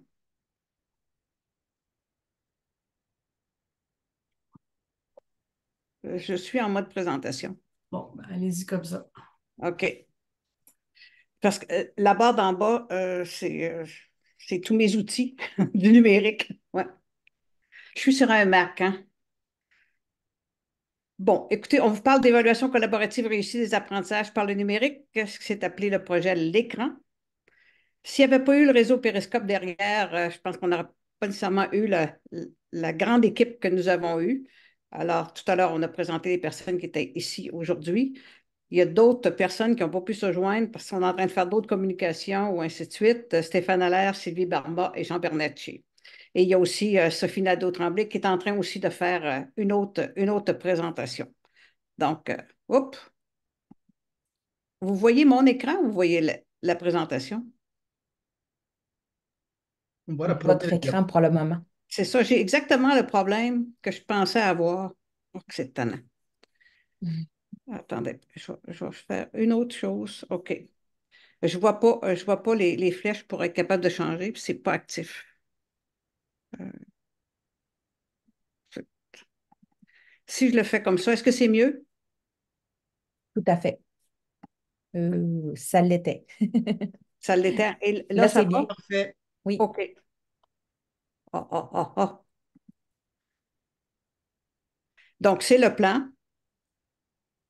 Ah, voyez-vous, ça ne marche pas. Ça ne marche pas. J'ai le même problème. On a pratiqué ensemble, c'était tout beau. Et là, il y a une espèce de problème. Je ne suis pas capable de changer les diapositives. Bon, Est-ce que quelqu'un d'autre a la OK. présentation qui pourrait Est-ce que faire? là, vous l'avez? OK. OK. Si je ne regarde pas les gens, OK, peut-être que ça marche comme ça. OK. Moi, je l'ai devant moi. Si tu veux, je vais partager. C'est de partager, Thérèse. Là, est-ce que c'est beau? Non, là, on ne voit pas. Actuellement, on ne Alors, voit aucune présentation. Est-ce que là, vous voyez le mien? oui, mettez-vous en mode de présentation, par contre, en mode en bas. Une En bas, seconde, je vais ici. complètement, vous voyez, il y a un petit écran qui ressort dans la barre orange. Ne vois pas. Oui, voilà. Est-ce que là, vous le voyez? Parfait. Oui. Alors, tout va bien maintenant? Il faut que je vous retrouve sur un de mes écrans. OK, parfait. C'est bon. OK. Bien, merci. Hein? C'est bien d'avoir de l'aide. Hein? OK. Alors, prochaine présentation. Change de diapo, Jean.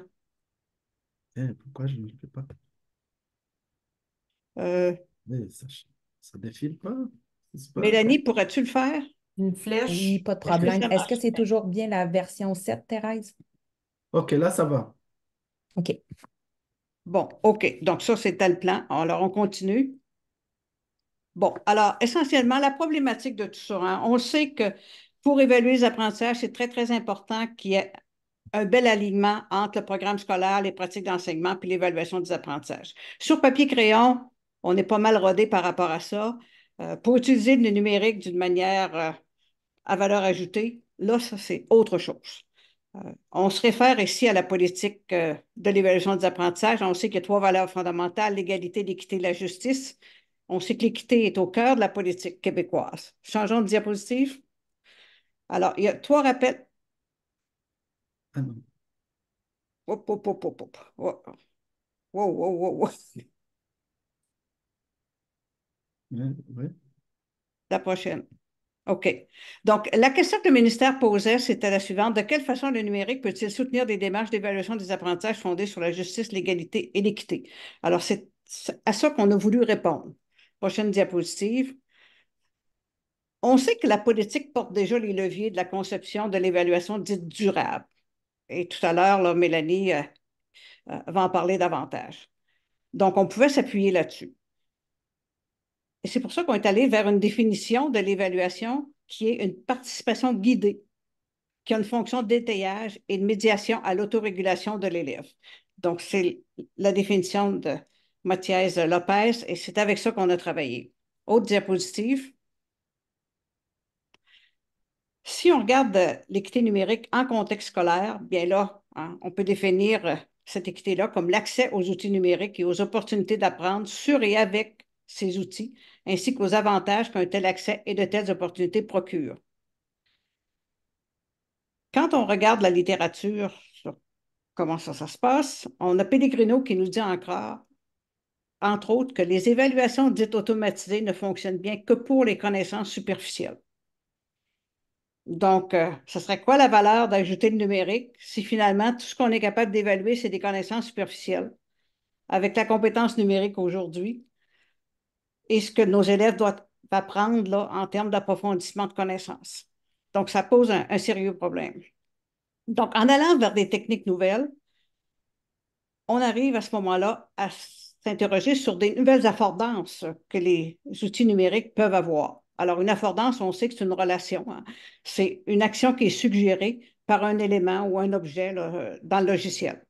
Donc, c'est ce qu'on appelle la valeur ajoutée des TIC, quand il y a de telles actions qui sont suggérées qui ne sont pas ce que le papier et le crayon peuvent nous suggérer. Prochaine diapositive.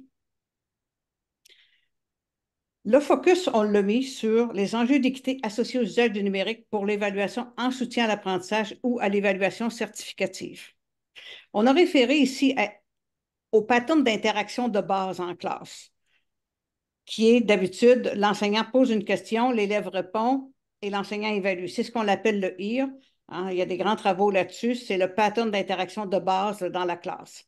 Pour aller, nous, vers davantage du collaboratif, où on définit le collaboratif d'abord au plan de la rétroaction. Il y a rarement de la collaboration sans rétroaction, hein, à ce qu'une autre personne a dit ou a fait, jusqu'à la coélaboration de connaissances. Alors, c'est pour ça qu'on est allé vers le co-design tranquillement.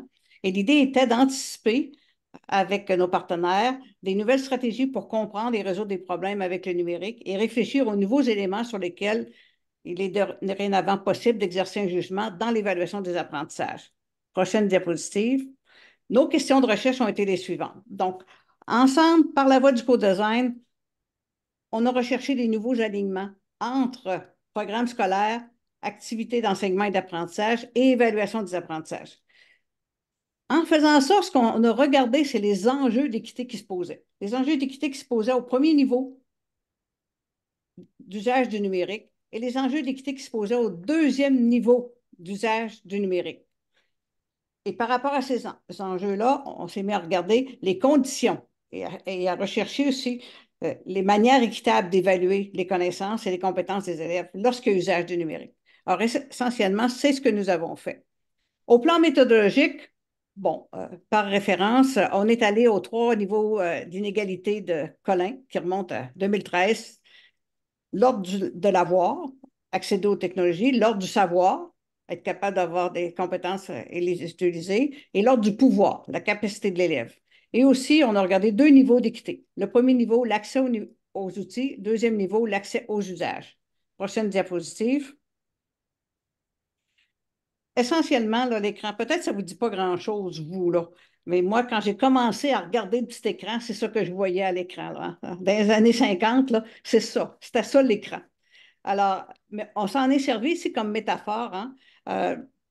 L'idée était qu'on commence, hein, dans le design-based research, ce que l'on fait, on se donne des objectifs. Vous les voyez tout au centre, les objectifs, là. Mettre à l'essai de nouveaux alignements, repérer des situations inéquitables, puis identifier des conditions afin de dépasser les enjeux des équités. On a commencé à 2 sites, à Québec et aussi au Saguenay. La deuxième année, Sherbrooke s'est ajouté. On est allé vers Montréal et éventuellement vers la région de l'Outaouais. Alors, voyez-vous comment ça se décline. Et l'idée était qu'à partant des résultats acquis la première année, ça informait les gens qui participaient à la deuxième année et ainsi de suite, sans nécessairement dicter ce qui était pour faire. Parce qu'essentiellement, ce qu'on essayait de faire, c'est une grande exploration des possibles dans des usages du numérique à des fins d'apprentissage collaboratif pour repérer justement les iniquités qui étaient pour se loger. Prochaine diapositive. Donc, vous le voyez ici, la méthodologie du co-design. On parle d'un modèle qui est pertinent, c'est-à-dire comment est-ce qu'on pourrait faire ça. On fait des activités qui correspondent à ce modèle-là. Ensuite, on les met en œuvre et on cueille des données. Ensuite, on partage nos interprétations des données et on prépare la prochaine itération, et ainsi de suite. Alors, essentiellement, là, c'est ça. Et si vous allez à l'annexe A ou à l'annexe B, là, vous avez les développements là-dessus. Prochaine diapositive. Alors, nos participants. En tout, on a eu 11 enseignants et on a eu 288 élèves. Alors, ce que vous voyez à gauche, à droite, entre autres dans un site, ils sont allés à la recherche de qui étaient les élèves en commençant. Alors, vous avez ici, après une évaluation, comment est-ce qu'ils se sentaient. Et si vous allez à l'annexe, là, vous avez pas mal plus d'autres questions qui leur étaient posées et vous avez leurs réponses. Dans les instruments de collecte de données, on a eu des vidéos, des grilles d'observation, des questionnaires, des entretiens, des traces numériques, notamment les traces numériques écrites. Alors, on va davantage insister là-dessus. Prochaine diapositive, Jean. Donc, dans nos situations de co-design, les situations de co-design, on n'est pas ici dans une recherche collaborative où on pense le tout, puis après ça, on dit qui pourrait collaborer. C'est-à-dire, on était vraiment dans une situation où on pense même le problème en partant. C'est-à-dire, le co-design part même de la question qui est formulée et on évolue ensemble. Donc, c'est ce dans quoi nous nous sommes engagés. Donc, plusieurs de ces situations-là et les réflexions qu'il y avait par rapport à ça ont permis d'enrichir d'autres itérations. Entre autres, autour de la rétroaction par les pairs. Il y a eu déjà, à la fin de la première année, on avait des développements par rapport à ça. Il y a d'autres partenaires qui sont intéressés, etc. Donc, déjà, ce qu'on avait sur rétroaction par les pairs faisait des petits. Mais les gens adaptaient. On ne reproduisait pas de manière intégrale. Parce que ça fait partie du co-design. On adapte à la situation. Et vous avez ici une description, vous avez 8 situations, là, pas des situations, pardon, des activités qui ont été réalisées. Si vous allez à l'annexe E1, là, vous avez une belle description de toutes ces activités-là. Alors, sur ce, la prochaine diapositive, Jean, je pense que c'est toi qui t'en occupes. Oui, oui. Merci Thérèse de m'en passer la parole. Alors, les enjeux qui ont été identifiés. D'abord, un premier enjeu de grande importance qui est de nature infrastructurelle, à savoir l'accès équitable à des technologies fonctionnelles et à une connexion Internet stable. C'est vraiment un enjeu dont il faut absolument tenir compte si on veut prendre en compte la notion, si on veut vraiment promouvoir la notion d'équité dans l'évaluation des apprentissages avec le numérique. Et à cet enjeu se rattachent des conditions essentielles, la disponibilité d'un parc informatique avec des appareils offrant des fonctionnalités similaires. Ici, bien sûr, on veut dire entre les écoles, par exemple, il faudrait que dans certaines écoles, on s'est rendu compte, par exemple, avec la COVID, que dans certaines écoles, il y avait des appareils, mais avec une faible connectivité, ou bien des appareils qui n'étaient pas de même qualité. Et donc, ça, c'est vraiment une condition importante. La deuxième condition est à la mise à disposition d'un soutien technique pour les enseignants et les élèves qui ont une expérience limitée avec les technologies numériques.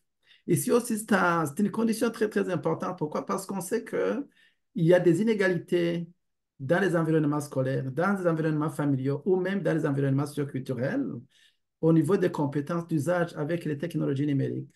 Donc, c'est important je dirais, égaliser ou faire en sorte que les enseignants et les élèves bénéficient des mêmes ressources de soutien pour que justement ils puissent agir agir et venir compenser, je dirais, les lacunes au niveau des compétences d'usage, notamment au niveau des compétences d'usage des technologies numériques. Thérèse, je passe la parole à ma collègue qui va parler de la suite. Mélanie? Oui, Anne-Michel, je vais y plutôt. aller pour cette diapo. Ah, Anne-Michel qui commence, vas-y. Ouais. Oui, donc en lien avec les enjeux, là, un petit peu d'un point de vue de l'évaluation, donc on peut passer à la diapositive suivante là, pour suivre le fil. Donc, pour ce qui est de la conception de l'évaluation, donc l'évaluation, en fait, c'est vu assurément comme étant une décision, voire l'exercice d'un jugement qu'on va poser. Prochaine diapositive, Jean. Non, c'est fait, c'est Oui, fait. on y est, c'est bon. Qu'on va porter sur des traces, sur une activité, en fait. Mais ce qui est important de retenir, c'est que l'évaluation aussi, dans une perspective de soutien aux apprentissages, hein, c'est-à-dire qu'il ne sert pas juste à certifier les apprentissages, devrait également miser sur la régulation, voire l'autorégulation des apprentissages par les élèves. Donc, pour ça, en fait, il faut s'assurer que nos élèves soient bien impliqués. Il faut s'assurer, en fait, de communiquer, voire de partager nos observations. Donc, en fait, on va parler, bien sûr, puis là, on peut s'entendre sur la modalité, la note, la cote, mais aussi des commentaires qui vont être constructifs, qui vont naturellement amener l'élève à progresser, à comprendre ce qu'il ne comprend pas et à être en action, finalement, pour réinvestir ces commentaires-là, puis cette rétroaction-là, finalement. Donc, en fait, également, quand on s'intéresse aux valeurs qu'on a nommées, donc aux valeurs en lien avec l'évaluation, on va parler notamment d'égalité. Eh bien, on peut penser au fait que tous les apprenants mériteraient, voire devraient bénéficier de rétroaction et de différents moments, en fait, où, parce que la rétroaction, ce n'est pas juste quelque chose qui s'effectue une fois que la tâche est terminée.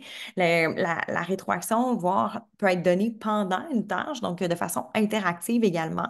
Donc, cette rétroaction-là peut survenir à différents moments, mais il faut s'assurer, en fait, de pouvoir accompagner tous les élèves dans le développement de leurs compétences, de sorte à offrir cette rétroaction-là constructive à tous.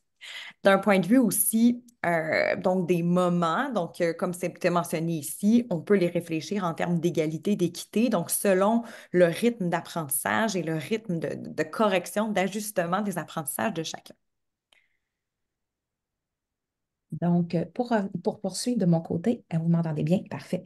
Donc, si on poursuit en termes d'enjeux, ce qui a été évoqué tout à l'heure, c'est la notion d'affordance. Donc, ce on essaie de voir de ce côté-là, c'est si nos élèves, mais aussi les enseignants, perçoivent les potentialités qu'offrent les plateformes, mais aussi un élément important, est-ce que les plateformes qu'on retient offrent cet espace à nos enseignants de modifier les usages possibles en tenant compte évidemment de leur conception qu'ils ont des deux éléments importants, l'évaluation, mais aussi la discipline visée dans les apprentissages.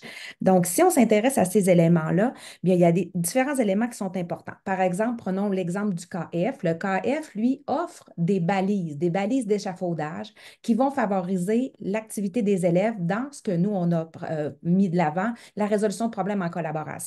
Mais il y a évidemment des usages on pourrait retenir en 5 grandes catégories d'usages qu'on souhaite voir si d'abord la plateforme qu'on va retenir va viser l'activité de résolution de problèmes au sens, et on le verra tantôt, que donnent les enseignants, une conception de la résolution de problèmes qui va se transformer, elle, au fil du projet. Donc, est-ce que les plateformes offrent aussi des adaptations possibles pour rendre compte de la diversité de nos élèves, que ce soit par exemple au niveau de l'accès lexical, que ce soit par exemple au niveau, par exemple, pour nos personnes malentendantes, cette possibilité d'avoir des caractères qui seront peut-être plus gros pour aider justement nos personnes malvoyantes, mais aussi des possibilités d'avoir un accès vocal qui leur soit donné. Et on va aussi s'intéresser aux rétroactions directes qu'offre l'outil.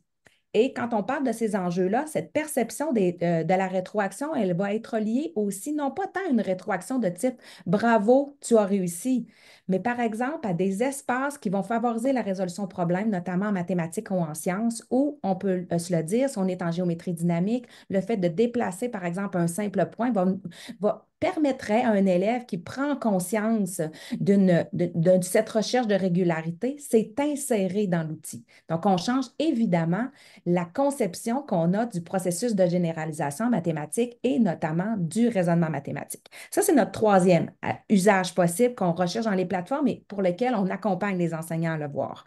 Et évidemment, bien aller l'exercice du jugement évaluatif en lui-même. Qu'est-ce qu'offre l'outil pour faciliter le travail d'exercice du jugement de l'enseignant? Donc, dans une des plateformes précédentes, dans la diapo précédente, on parlait de cette possibilité de revoir a posteriori des actions réalisées par les élèves. C'est possible dans certains espaces, notamment VMT, mais c'est possible aussi d'aller revoir des échanges passés entre élèves, notamment sur le KF ou la majorité des outils qu'on a retenus pour faciliter l'exercice de ce jugement-là. Et le dernier, bien, ce serait cette idée d'offrir des rétroactions a posteriori, soit les élèves en cours d'action ou encore a posteriori, un enseignant qui pourrait retourner voir ce qui est présent et offrir une rétroaction orale ou écrite. Ça nous amène donc, si on poursuit, parce que je vais essayer d'accélérer un petit peu sur les éléments, si on met l'accent en mathématiques, on a plusieurs sites qui ont été accompagnés au fil de ce projet-là, une diversité d'outils qui ont été explorés, je dis bien Explorer ne veut pas dire retenu. Selon ce qui vient par la suite, diapo suivante, la conception qu'on voudra bien se donner et qui nécessairement doit être transformée pour qu'on voit dans l'espace de résolution de problèmes cette idée de concevoir l'apprentissage des mathématiques et de l'exercice du soutien, non pas tant sur l'application de concepts et de processus mathématiques, mais bien sur le développement de raisonnement mathématique. Donc, on va développer des situations à l'aide du numérique qui vont favoriser l'émergence de raisonnement, d'idées mathématiques qu'on cherchera à valider dans ce travail de résolution de problèmes-là avec nos pairs. Et donc, ça va transformer un autre défi important, comment on va porter un jugement, non pas sur des traces uniquement passées, mais des traces et un discours qui évolue. Donc, on a accès à beaucoup plus de choses et on peut décider, évidemment, est-ce qu'on collecte toutes ces traces? Est-ce qu'on se fait confiance dans l'exercice de notre jugement? Est-ce qu'on évalue tout le monde en même temps? Nécessairement non, puisqu'on est en présence de raisonnements qui se développent et qui sont évolutifs. Donc, ça nécessite d'abord, dans nos conditions espérées, de penser la résolution de problèmes par les pairs comme étant non pas une perte de temps ou un temps supplémentaire à considérer, mais comme étant co-substantiel de l'apprentissage visé, notamment en sciences ou en mathématiques et toute autre discipline. Donc, j'inviterai une de nos collègues à nous présenter un petit peu des éléments, mais cette fois-là en pensant aux sciences. Je crois que c'est Marie-Claude. Marie-Claude? Ouais. Donc ici, l'enjeu, toujours en lien avec la rétroaction par les pairs, c'était d'utiliser la démarche de conception technologique pour que les élèves comprennent bien quels sont les éléments. Est-ce qu'on peut La retourner? précédente. Pardon. Les éléments relatifs à la création d'un schéma de conception chez les élèves. Les élèves avaient justement une grille de rétroaction à faire à leur pairs et à ce moment-là, ils étaient eux-mêmes en train de construire leur conception de ces concepts-là en même temps qu'ils faisaient la rétroaction vers leurs autres, les collègues de classe, leur même classe, mais aussi des classes à distance par rapport à ce projet-là.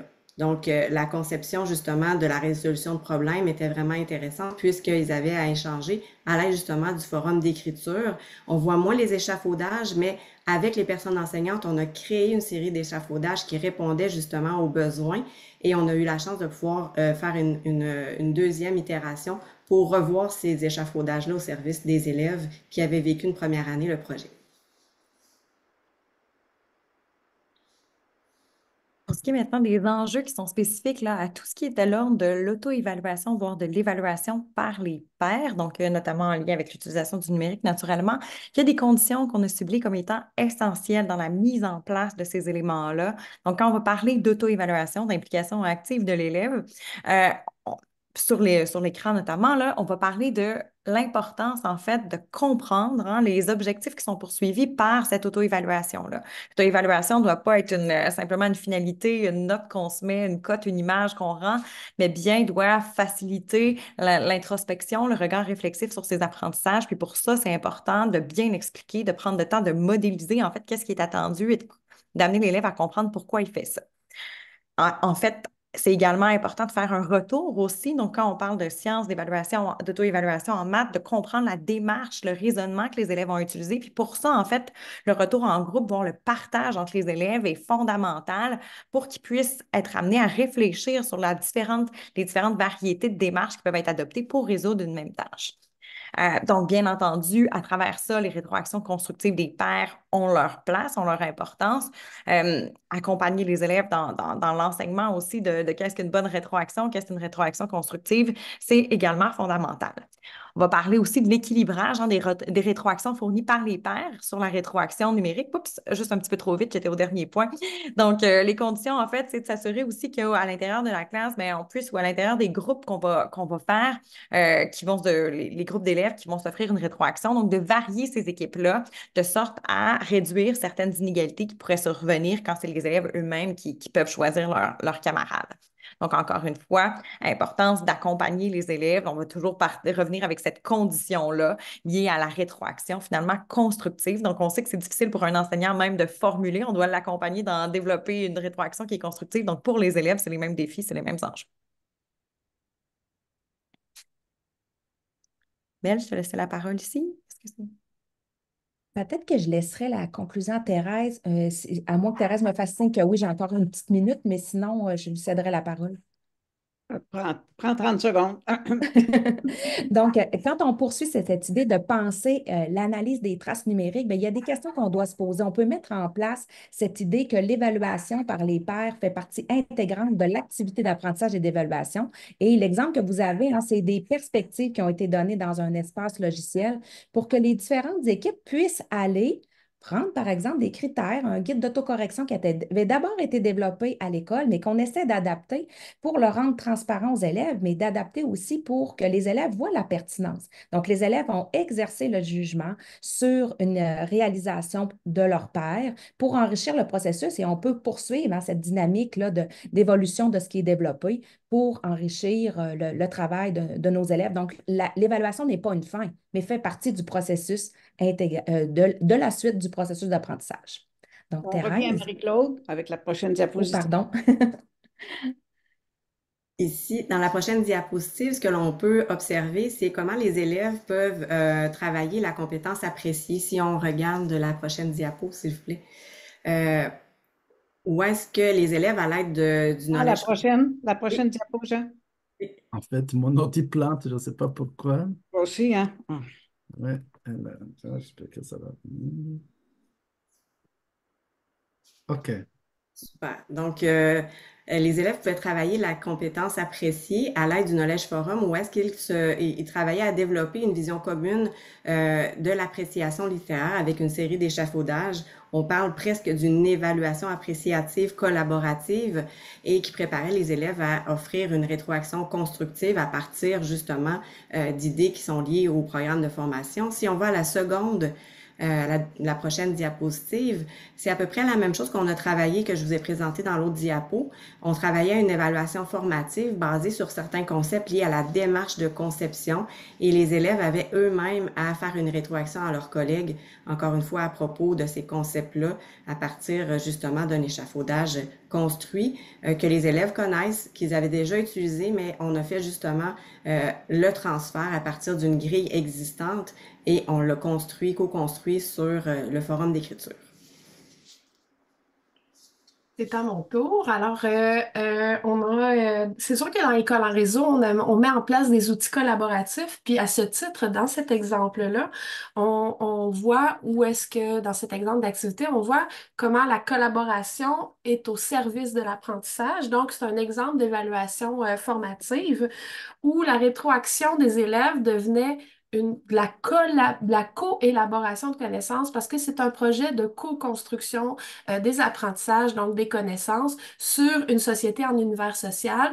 Donc, il y avait différents dispositifs qui étaient mis à la portée des élèves, puis on commençait même d'ailleurs avec les connaissances, les conceptions initiales de cette société-là, des idées de questionnement pour les amener donc vraiment en action dans ce processus d'investigation-là pour construire ensemble les différentes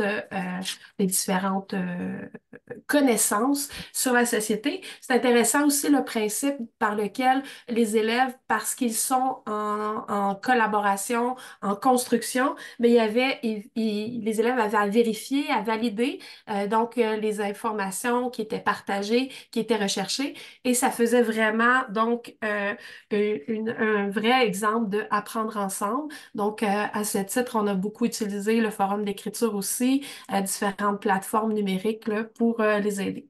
Si on va dans la prochaine diapo, donc l'un des enjeux qui a été soulevé par cette activité-là, c'est vraiment la connaissance donc suffisante de l'élève en grammaire, en orthographe et de sa capacité ou non à utiliser des outils d'aide afin qu'il puisse être lu sans gêne par ses pairs.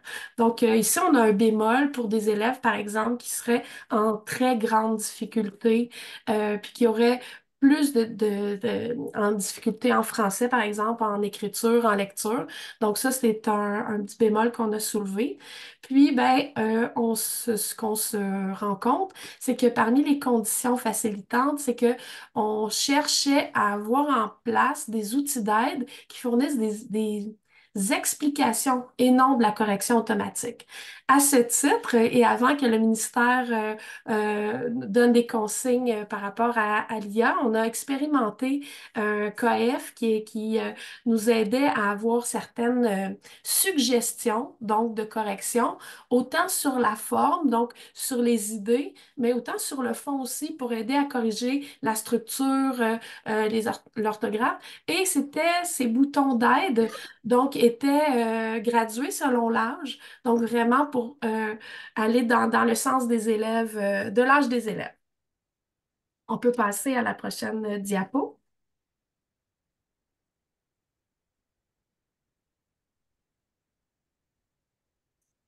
Prochaine.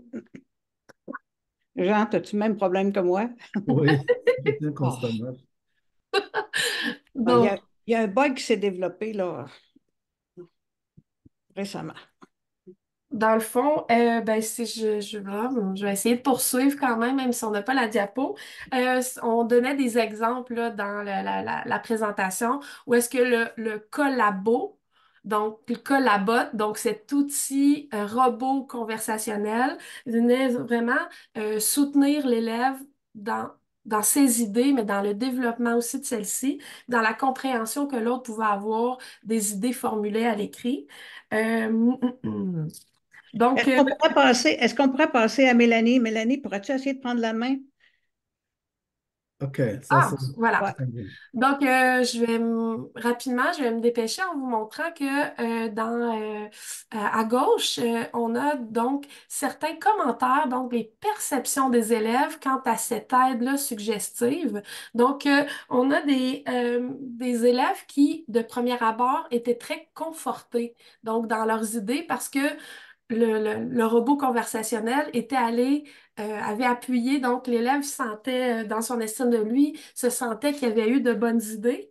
Puis ensuite de ça, dans un autre exemple, là, donc un élève qui disait c'est exactement ce que j'ai écrit, sauf avec la correction, j'aurais aimé en avoir plus.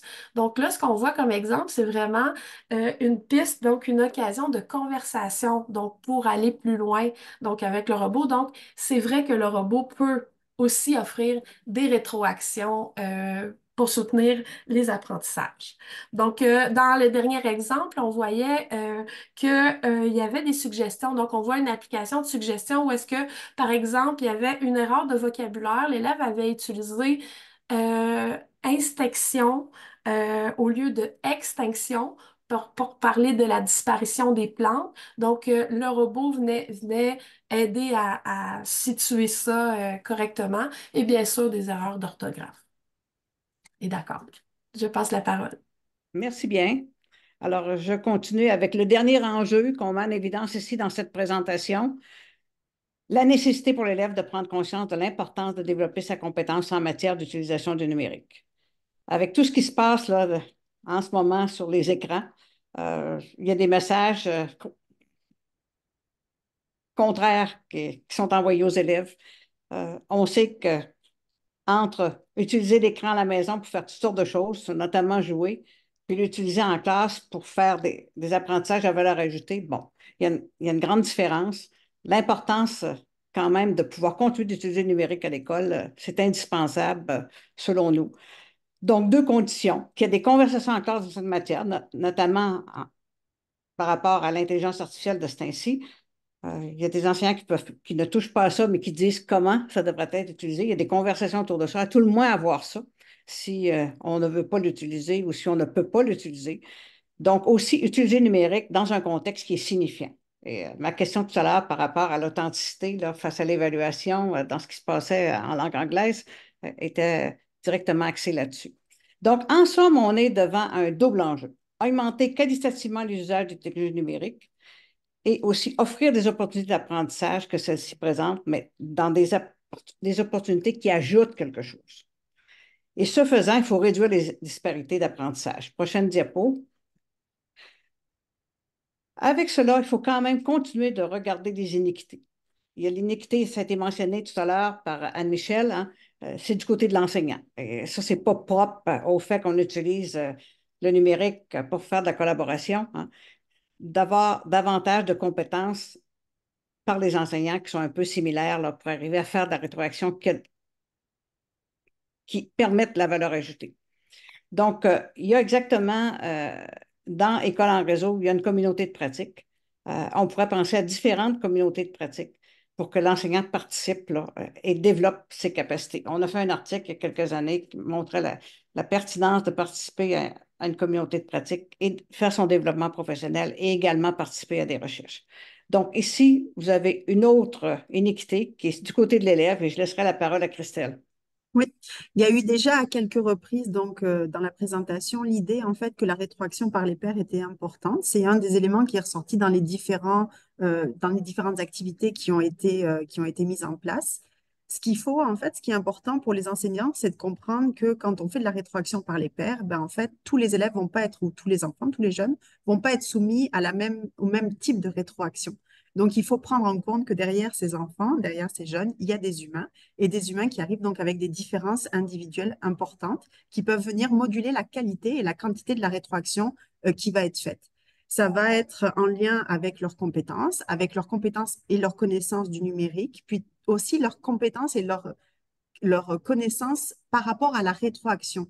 Quel type de rétroaction on peut faire? Jusqu'où est-ce qu'on peut aller, autant sur la forme que dans le fond? Et puis, comme on le dit, ça va être important dans les rétroactions qu'on fait évidemment au quotidien, mais encore plus quand on passe à travers le numérique parce que ça met comme une couche de complexité plus importante.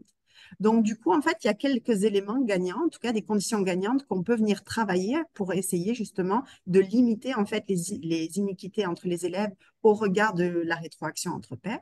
Évidemment, ça va être de bien préparer sa tâche et bien la présenter aux élèves, bien présenter ses attentes en les formulant clairement, autant les attentes qui concernent la tâche comme telle que la rétroaction, donc dans sa forme et dans le fond, en fait, sur quoi est-ce qu'on s'attend à ce que les élèves rétroagissent. Il faut aussi évidemment que les enseignants se préparent bien pour être capables de fournir les explications sur la plateforme numérique. Chaque plateforme arrive avec ses fonctionnalités. Il faut être capable en fait de modéliser cet usage du numérique pour pouvoir bien accompagner les élèves à travers en fait son utilisation. Une fois que ces rétroactions elles ont été faites, c'est important en fait de faire toujours un retour en classe sur la manière en fait dont les élèves ont vécu en fait la situation, le type de rétroaction qui a été fait et comment aussi ça a été vécu par l'élève qui va avoir reçu la rétroaction. Donc que cette rétroaction elle sorte du duo, par exemple, quand c'est des élèves qui travaillent à deux en équipe, pour que l'ensemble aussi de la classe puisse faire des apprentissages à travers les expériences qui ont été vécues par les différents élèves. Puis surtout, ce qui va être important, je vais terminer là-dessus, Jean, excuse-moi, ça va être en fait d'offrir aux élèves, non, non, mais tu aurais pu passer, offrir aux élèves des occasions régulières en fait de pratiquer la rétroaction. Parce que c'est vraiment un exercice en fait qui se transforme, qui s'améliore à mesure en fait que les élèves ont l'occasion de la pratiquer. Merci. Alors, on va s'arrêter sur cette dernière diapositive-là pour passer à l'échange. Vous avez par la suite des actions. Dans le rapport est assez riche du côté des actions. Mais si l'idée, là, c'est le message central, c'est cette double contrainte de l'évaluation des apprentissages avec le numérique. Dans le modèle en usage présent, c'est une évaluation qui est papier-crayon. Il y a moins d'iniquité. On ne dit pas qu'il n'y en a pas, au moins, ils n'ont pas recherché. Puis j'imagine qu'il y a eu des études là-dessus. Nous, on s'est concentré avec le numérique. Et la compétence numérique est plus faiblement évaluée dans ce premier modèle. Dès qu'on change, dès qu'on s'en va vers un modèle là, qui est plus collaboratif, où on travaille notamment avec les traces des élèves, ce qu'on vous a montré un peu aujourd'hui, puis ce qui est beaucoup plus développé dans le rapport, à ce moment-là, on passe à une évaluation qui est à l'ordinateur. Il y a plus d'iniquité présentement, mais la compétence numérique peut être plus fortement évaluée. Donc, en ce moment, quand le ministère se prépare à faire passer des examens à l'ordinateur, si on est dans des modèles finalement où on passe en numérique ce qu'on est capable de faire sur papier, il y a peu de valeur ajoutée, sinon une valeur administrative et pas pédagogique. Alors qu'on a maintenant des outils qui nous permettent de faire apprendre d'une manière beaucoup plus profonde, ce qui devient une nécessité dans le monde d'aujourd'hui. C'est la question qui se révèle pour nous. Il y a des iniquités, il faut les voir, il faut travailler avec. Alors voilà, merci.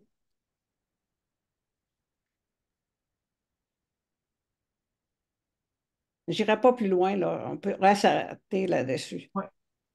De toute façon, on était à la diapositive des références que vous allez trouver par ailleurs dans le rapport, ainsi que plusieurs annexes très complexes, les questionnaires, etc.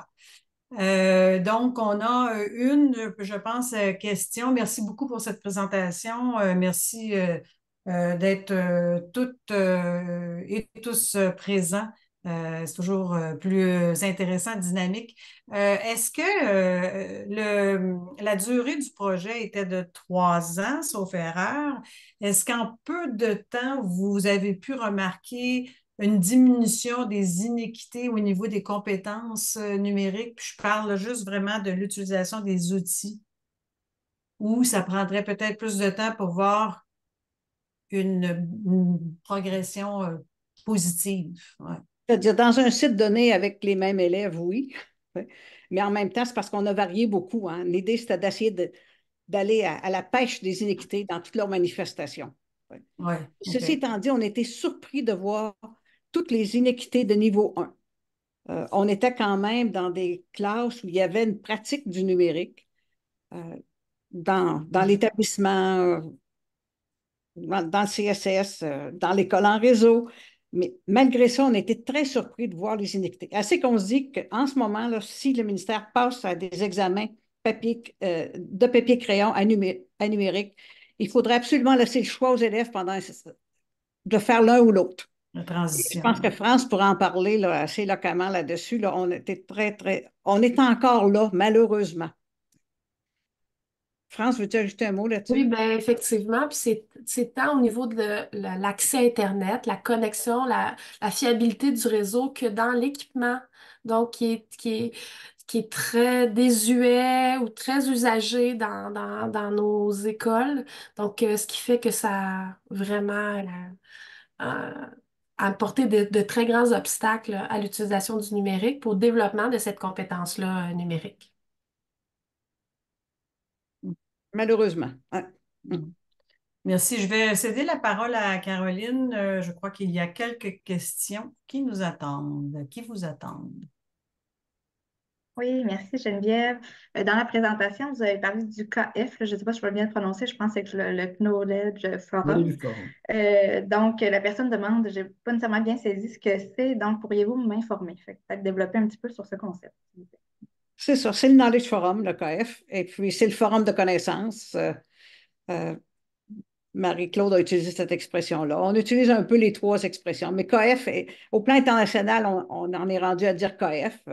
Les initiateurs de ce logiciel, qui a plus de 20 ans, qui a évolué puis qui évolue encore, et avec les outils d'analyse qu'il y a d'intégrés à cela, ça demeure l'outil le plus recherché au plan international.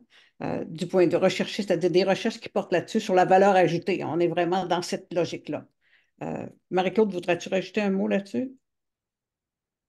On l'appelle aussi le forum, mais on a parlé de coélaboration de connaissances. Ben, le forum permet vraiment de progresser dans nos apprentissages en lien avec, comme on en a beaucoup parlé, de la rétroaction.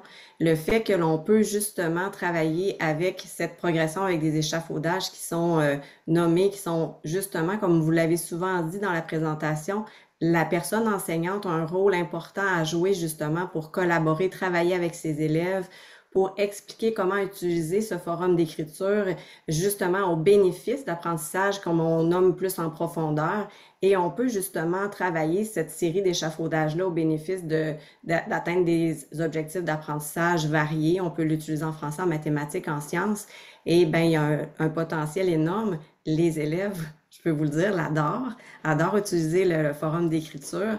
Puis, ben, on voit vraiment là, que ben, en sciences ou surtout en mathématiques aussi, en français, mais j'ai une préférence pour les sciences, les gens me connaissent, ça fait vraiment en sorte que les élèves comprennent mieux cette idée d'une progression, d'une démarche dans les apprentissages qui sont liés à la science aussi.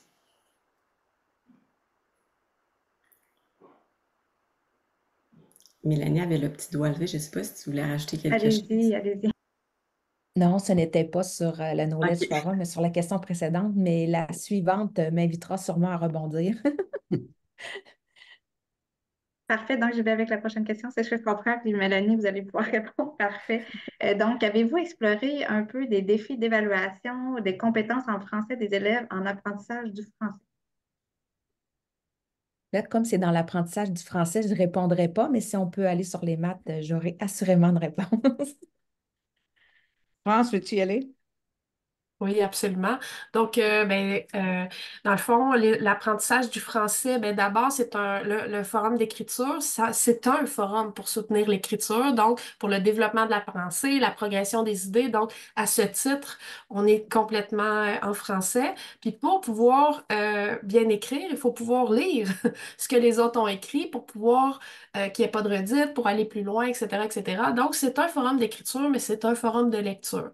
Puis, à travers certains exemples, on vous a parlé des échafaudages. Puis les échafaudages, ce sont comme les clés, des étiquettes, des catégories, donc d'intention d'écriture qui viennent baliser, stabiliser, puis développer donc la compétence du français parce qu'elle vient orienter, puis elle vient faire progresser les connaissances, mais les idées. Puis ensuite de ça, ben, là, j'ai parlé de lecture-écriture. C'est clair que dans l'exemple que Marc-Claude a démontré aussi, ben, on était aussi dans l'univers de l'appréciation. Donc, puis on sait qu'une véritable appréciation littéraire ou artistique ou peu importe, mais elle se fait socialement. Puis c'est le caractère particulier du forum d'écriture, c'est qu'il y a un aspect social qui rend l'apprentissage authentique et qui rend un apprentissage beaucoup plus connecté où les élèves sont réellement en action. Donc, c'est un potentiel incroyable pour toutes les disciplines, le français également. Merci beaucoup. Je pense que c'est l'autre question. Les deux sont rentrés en même temps. Là. Je pense que Mme Tremblay, c'est l'autre question qu'elle voulait répondre, donc je la pose tout de suite. Avec les inéquités au niveau du numérique, est-ce qu'il est suggéré que les épreuves ministérielles continuent à être produites en version papier? J'aimerais avoir une réponse simple, mais je vais plutôt y aller dans le prolongement des propos de France. Donc, quand on parle d'authenticité de la tâche, en mathématiques, on a une petite errance en pensant authenticité, contexte de vie. Donc, on expose une problématique déjà établie, toute prête dans un énoncé de problème et finalement, l'élève a comme travail à reconnaître les concepts en jeu, trouver une façon d'établir différentes étapes pour le résoudre. C'est la façon dont, depuis le début des années 90, on a conçu notamment l'épreuve ministérielle en quatrième secondaire. Et c'est aussi le cas des épreuves ministérielles du primaire, qui d'ailleurs ont cours actuellement, où on a tenté de modifier un peu la compétence 1. Puis on a bien vu aussi les réactions des enseignants qui disaient non, ne m'enlevez pas le papier quadrillé, c'est plus facile à corriger. Enlevez pas la quatrième de couverture où on donne déjà les balises parce que ça aide, c'est plus facile de voir les étapes. Ce qu'on est en train de mettre de l'avant dans cette idée d'authenticité de résolution de problèmes, c'est pas uniquement l'application de concepts, mais qu'est-ce qui fait le faire des mathématiques, qu'est-ce qui en fait son authenticité. Donc, générer un raisonnement mathématique voudra dire apprendre à généraliser une propriété mathématique, par exemple, par soi-même, établir une relation. Ça veut donc dire, sous-entendu, analyser différents cas particuliers pour ce genre de raisonnement-là et dégager quelque chose pour que ça devienne une idée d'élève qu'on va rendre aux autres, puis on va essayer de voir est-ce qu'elle tient la route ou non. Ça change fortement la façon de concevoir une de ces facettes qui est l'élaboration de raisonnement, mais l'autre qui est la modélisation de problèmes, recueillir des données. Donc, par exemple, l'OCDE, et c'est le cas aussi du dernier Teams qui a été produit, l'élève se retrouve à l'ordinateur avec une simulation, par exemple, ça peut être une boule qui descend, et c'est possible à l'élève, il y a différentes données qui peuvent être collectées, et l'élève aura à déterminer quelle données veut-il prendre pour rechercher son modèle. Est-ce qu'on souhaite collectivement se rendre là? C'est l'étape importante. Quand on parle de valeur ajoutée du numérique, c'est beaucoup plus qu'économiser du temps. C'est une valeur ajoutée épistémique. L'activité mathématique peut prendre une forme et une vie totalement autre quand on amène le caractère social et les composantes de l'agir mathématique. Donc, si collectivement, on veut aller là, et on se fera forcer la main par les études internationales qui ont déjà commencé à le faire, notamment en intégrant la programmation, bien à ce moment-là, si on n'est pas prêt collectivement à changer le tournant qu'on est amené à faire depuis déjà les années 90 quand même sur la conception en sciences et en maths, bien, peut-être qu'on est mieux de rester en papier-crayon parce qu'on sait que depuis les années 90, qu'on est encore avec le débat de la calculatrice à affichage graphique. Est-ce qu'on la permet ou non? Ça, c'était début 90. On est en 2024, là. Puis là, on a le débat ne mettons pas l'intelligence artificielle. Je pense que c'est là l'enjeu qui est tout important.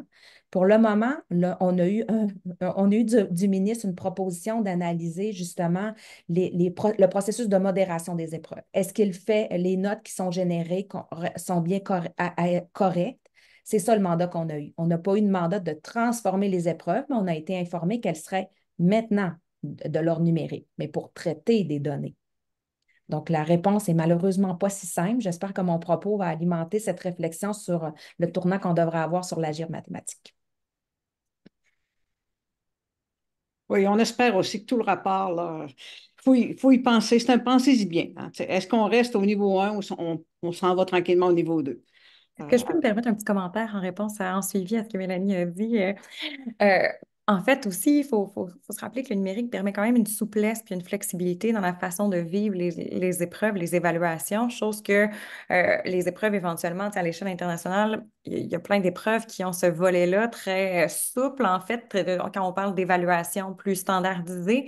Donc, on va parler d'évaluation adaptative, tu sais, qui vont s'ajuster, leur niveau de difficulté, le niveau de difficulté des questions qui vont s'ajuster aux réponses des élèves, notamment. Ce qui amène des tensions ici dans notre système, c'est notamment la finalité de ces épreuves-là, tu sais, qui sont très certificatives, leur pondération, leur importance pour la certification des élèves. Donc, on réfléchit notamment notre épreuve au regard de ces paramètres-là, mais si elle avait une autre finalité ou si on la réfléchissait aussi autrement, peut-être qu'on serait plus souple dans notre façon de la concevoir, puis on la réfléchirait autrement. Donc, c'est beaucoup de questions, beaucoup d'enjeux avec lesquels on doit composer quand on réfléchit à la forme actuelle des épreuves. Merci beaucoup pour les réponses et les précisions. Je ne vois plus d'autres questions dans le fil de discussion. On approche à la fin de la rencontre. Donc, Geneviève, Je vais te laisser tout de suite aller vers le mot de la fin, mais j'aimerais quand même vous remercier tout le monde, puis peut-être inviter Audrey à ouvrir caméra des collègues de l'autre équipe, l'équipe précédente. Je rappelle donc que les rapports sont en ligne dans le site web du Fonds, que vous recevrez prochainement un lien vous menant à l'enregistrement de cette rencontre, que je vous invite donc à diffuser là, dans votre réseau le plus largement. Votre réseau, finalement, et la durée de la disponibilité de cet enregistrement-là est quand même pour une très longue durée. Donc, n'hésitez pas à y revenir. Et également, vous aurez un petit questionnaire, petit sondage très court que je vous invite donc à répondre en grand nombre. Alors, je cède la parole à Caroline Bélanger, pardon, et je vous salue toutes et tous. Merci, au revoir. Merci Geneviève. Pour conclure avec mon petit mot de fin, en fait, j'aimerais vous inviter là, à penser à ce que vous retenez des présentations de ce matin pour déjà créer une amorce d'action sur la façon dont les travaux présentés aujourd'hui pourraient vous être utiles dans votre travail, quelles réflexions ils peuvent susciter, de quelle façon les travaux pourraient nourrir votre pratique. Donc, voici, je vous promets d'être quand même succinct. Moi, je me suis prêtée à l'exercice aussi. Je vous fais un petit récapitulatif de ce qu'on a vu ce matin. Donc, pour le projet de Mme Parks, ben, je constate que ça démontre la richesse de l'approche e-tandem qui offre un contexte d'apprentissage et langue qui est authentique et motivant pour les jeunes, tout en permettant de développer différentes dimensions de la compétence numérique, par exemple la communication et la collaboration, mais aussi le numérique comme vecteur d'inclusion. Cette approche, on l'a vu, repose sur 3 principes, le bilinguisme, la réciprocité et l'autonomie. Ce qui apparaît à cet égard porteur, c'est vraiment l'alternance entre le rôle d'expert, tuteur et de novice apprenant que jouent les élèves participants, l'image positive de soi qui a été développée en tant que locuteur bilingue, de même que l'apprentissage culturel qui a été favorisé notamment par le contact avec les élèves internationaux. Comme condition de succès de cette approche, nous avons pu voir que les échanges doivent être bien intégrés au cours et bien préparés. Malgré le potentiel de cette approche, nous avons constaté certains défis qui ont été rencontrés par les participants. Par exemple, du côté des outils, aménagement physique des locaux, manque d'équipement, mais aussi des difficultés à trouver des partenaires. Ainsi, plusieurs pistes d'action ont été présentées à l'intention des différents acteurs du réseau de l'éducation. Par exemple, de revoir le rôle de la langue première dans les programmes de langue et de développer une activité d'auto-formation avec des badges. Par ailleurs, je vous invite à aller consulter le rapport de recherche sur le site du FRQ. Je crois qu'Audrey l'a mis tout à l'heure le lien. Donc, voici. Pour le projet de Mme Laperrière, il a été question de l'équité numérique en contexte scolaire et tout particulièrement des enjeux d'équité associés aux usages du numérique pour l'évaluation au soutien de l'apprentissage ou à l'évaluation certificative. Par la voie du co-design, l'équipe de recherche a ainsi étudié les nouveaux alignements entre les activités d'apprentissage et celles reliées à l'évaluation de ces apprentissages. Dans la présentation, il a été question de la notion d'affordance et des 5 usages reliés aux plateformes, par exemple, pas par exemple, mais les 5 usages, on a vu la conception de la résolution de problèmes, les adaptations possibles pour les élèves, les rétroactions directes, l'exercice de jugement évaluatif et les rétroactions offertes a posteriori. Ces activités qui ont été expérimentées ont permis de mettre en lumière les possibilités et la valeur ajoutée du numérique à des fins d'évaluation en soutien à l'apprentissage dans un contexte d'activité collaborative. Il a par ailleurs été question de l'importance de la rétroaction ainsi que de l'action essentielle d'accompagner les élèves dans ces activités de rétroaction que l'on souhaite évidemment être constructives.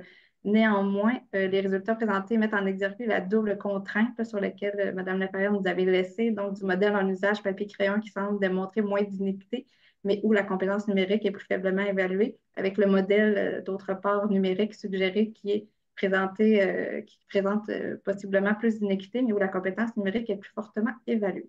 Donc, encore une fois, je vous invite à aller consulter le rapport pour prendre acte des nombreuses recommandations et pistes d'action qui y sont formulées, notamment à l'intention des différents acteurs du réseau de l'éducation, par exemple pour le personnel enseignant, comme la conception d'activités d'évaluation équitable et la création des opportunités d'interaction en ligne destinée aux élèves, et pour les gestionnaires, par exemple, du système éducatif, l'amélioration continue et équitable des infrastructures numériques et de la protection des données. Donc, au nom du ministère de l'Éducation, j'aimerais tout d'abord remercier évidemment Geneviève Audrey du Fonds pour l'animation et l'organisation de l'activité d'aujourd'hui. Je veux également remercier chaleureusement Mme Park et Mme Laperrière, ainsi évidemment que vos grandes équipes respectives qui étaient présentes ce matin, de votre grande générosité pour le partage des résultats de vos recherches. Je suis convaincue que vos travaux auront des retombées certaines tant au ministère de l'Éducation que dans leurs réseaux respectifs. On a pu constater qu'ils suscitent déjà des réflexions. Mille merci aux participants. Vous êtes nombreux à travers le Québec à vous être inscrits à l'événement, ce qui témoigne de réel intérêt pour la recherche en éducation. Je salue vraiment votre curiosité et par le fait même votre engagement à la réussite de nos élèves au Québec. Je rappelle à tous les participants inscrits aujourd'hui à l'activité qu'ils recevront par courriel l'annonce du dépôt sur le site YouTube du Fonds pour visionner en différé l'activité de cet après-midi. Finalement, et je conclue là-dessus, j'en profite pour vous mentionner que des activités de transfert En plus des activités de transfert, en fait, des outils de vulgarisation des résultats des recherches financées par le ministère sont disponibles et offerts gratuitement. Si vous voulez être informé de l'apparition de ces outils et des prochaines activités de transfert également, je vous invite à envoyer un courriel à info-transfert-éducation.gouv.qc.ca. Je crois qu'Audrey, si ce n'est pas fait, va le mettre dans la conversation. Donc, si vous voulez vous abonner à votre infolette, seulement nous écrire à cette adresse. Donc, encore une fois, je vous remercie tous et chacun pour votre participation. Je vous souhaite de passer une belle journée et bon appétit. Permettez-moi un mot rapide, restez à l'affût. J'ai mentionné qu'il y avait eu 12 projets financés dans le cadre de ce concours. Donc, 2 projets de recherche, les résultats de projets de recherche seront présentés à l'automne. L'intégration de scénarios de réalité augmentée et de réalité virtuelle en sciences au postsecondaire et des pratiques pédagogiques qui intègrent le numérique, mais cette fois en éducation physique et donc par des enseignants d'éducation physique et à la santé. Merci beaucoup. Au revoir. Merci, Merci à vous. Merci. Au revoir. Au revoir.